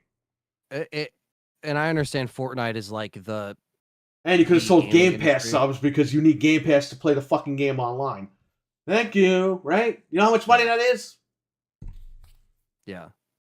Well, I don't have a Fro fucking Hawks, and I'm not 60 years old, so I can't work there. Frohawk is required. That's The Uncle Cracker haircut is required to work at Microsoft. Apparently. From the year 2000. I want to customize my Dreadpool guitar. Well, that's very nice. Yeah. The board running Microsoft is running it into the ground being idiots. Only Carlos Tavares at Stellantis is the worst. I don't even know who the fuck that is. That's what I'm saying. Like, I told Noof, and it wasn't shit on Noof or anything. Because Noof is like, what do you think about this? His Duncan name wasn't Craig Ferguson. His name was Craig what? Craig Duncan. something. Craig Dunkin' Donuts. He's like, what do you think of this guy? And I'm like, to be honest with you, I don't care. As long as it get good games. I don't give a fuck. And I even told him, I was like, and it wasn't to shit on Noof. It was just like, as a guy who buys games, why should I care about the names of the people behind the scenes? I shouldn't have to worry about this stuff. Yeah, we just I shouldn't have to know who Aaron Greenberg is, the marketing director. Why do I have to know this shit? The guy he's not good at his fucking job. That's why I know his name. If he's good at his job, you ain't gonna know his name. That guy just has a job just to get paid. You realize Microsoft just puts people in places to get them a paycheck. Because that guy would have been fired years ago from any other Nintendo, Sony, all these companies. Oh yeah, how come there's no marketing for any of these games? Oh, well, I talked to a bunch of podcasters. They're going to market Game Pass for us. So you can talk to a bunch of podcasters who only do Xbox podcasts, who are only talking to people that own an Xbox, that already have Game Pass, that are already going to buy all our shit. How's it going to make us more money? Oh, don't worry. Oh, okay, we won't worry. Don't worry, but spend the money. Oh, we got a marketing budget for a Redfall? Let's paint a random fucking train station in the UK.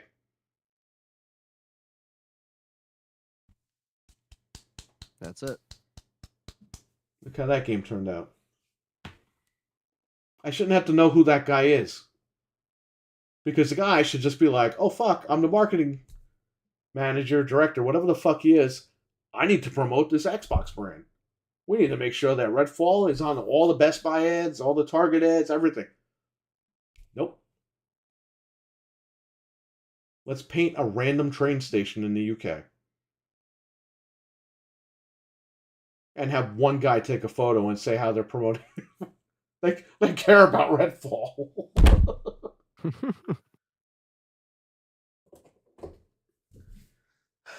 I don't know, Anthony. Yeah. It's armchair quarterbacking at the end of the day, right? Because there's always shit that I don't know. Well, at least we got something like this showcase, It's a little, a little positive, but like I said, it's always a few steps forward and then multiple steps back. So, yeah, and that sucks because I love Xbox, but they don't seem to care. And I want them to care. This is the whole fucking problem. I want them to care. I want to keep buying Xboxes. You know what kills me? I couldn't buy those 3 consoles and unbox them for you guys.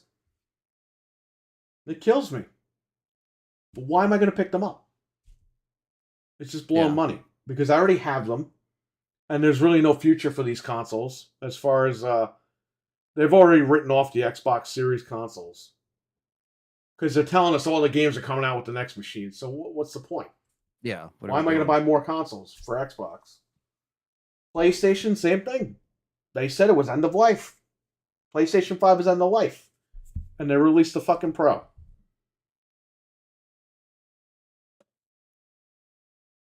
Worst console generation. Telling you. Yeah, not what we expected when we started the show. To be Absolutely not. Things are supposed to get better, not be stagnant. So, it is what it is. What do we got going on here?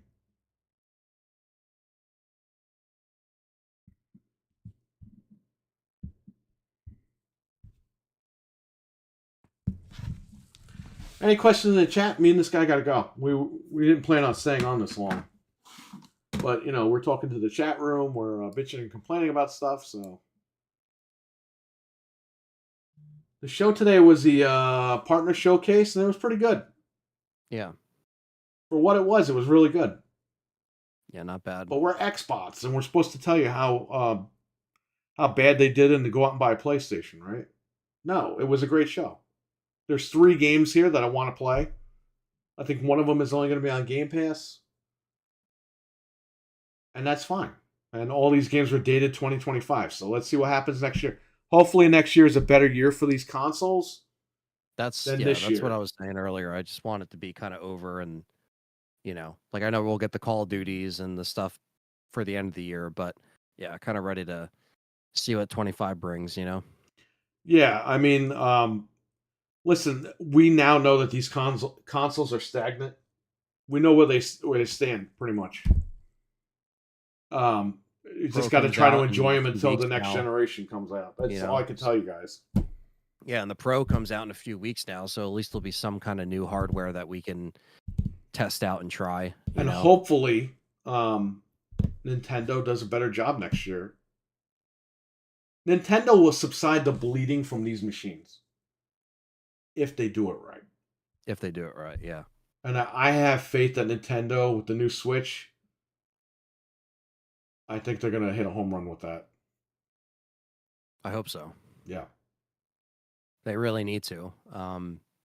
They're kind of like the glimmer of hope out of this generation right now, that we need some kind of something. Yeah, we really need something, because if these consoles are going to be gimped out until next gen, I mean, come on, it's just fucked up. It's not good. That's why I say, everyone, if you got the Xbox, if you got the PlayStation, and you like what's going on, enjoy them. But Anthony, Frank, and I expected a little bit better. And, definitely. After spending a lot of money on it, you know. I'm the pony that owns all these Xboxes. Yeah. Nintendo should turn things around. Well, let's hope. Let's hope Nintendo is the start of something good next year, because gaming really needs it. And somebody's got to step up to the plate. So, all right, we're out of here. Everyone, take care. Stay safe. Have a good one. Right, guys, take care. I'll catch you guys See you in later. the next one. Peace. Peace.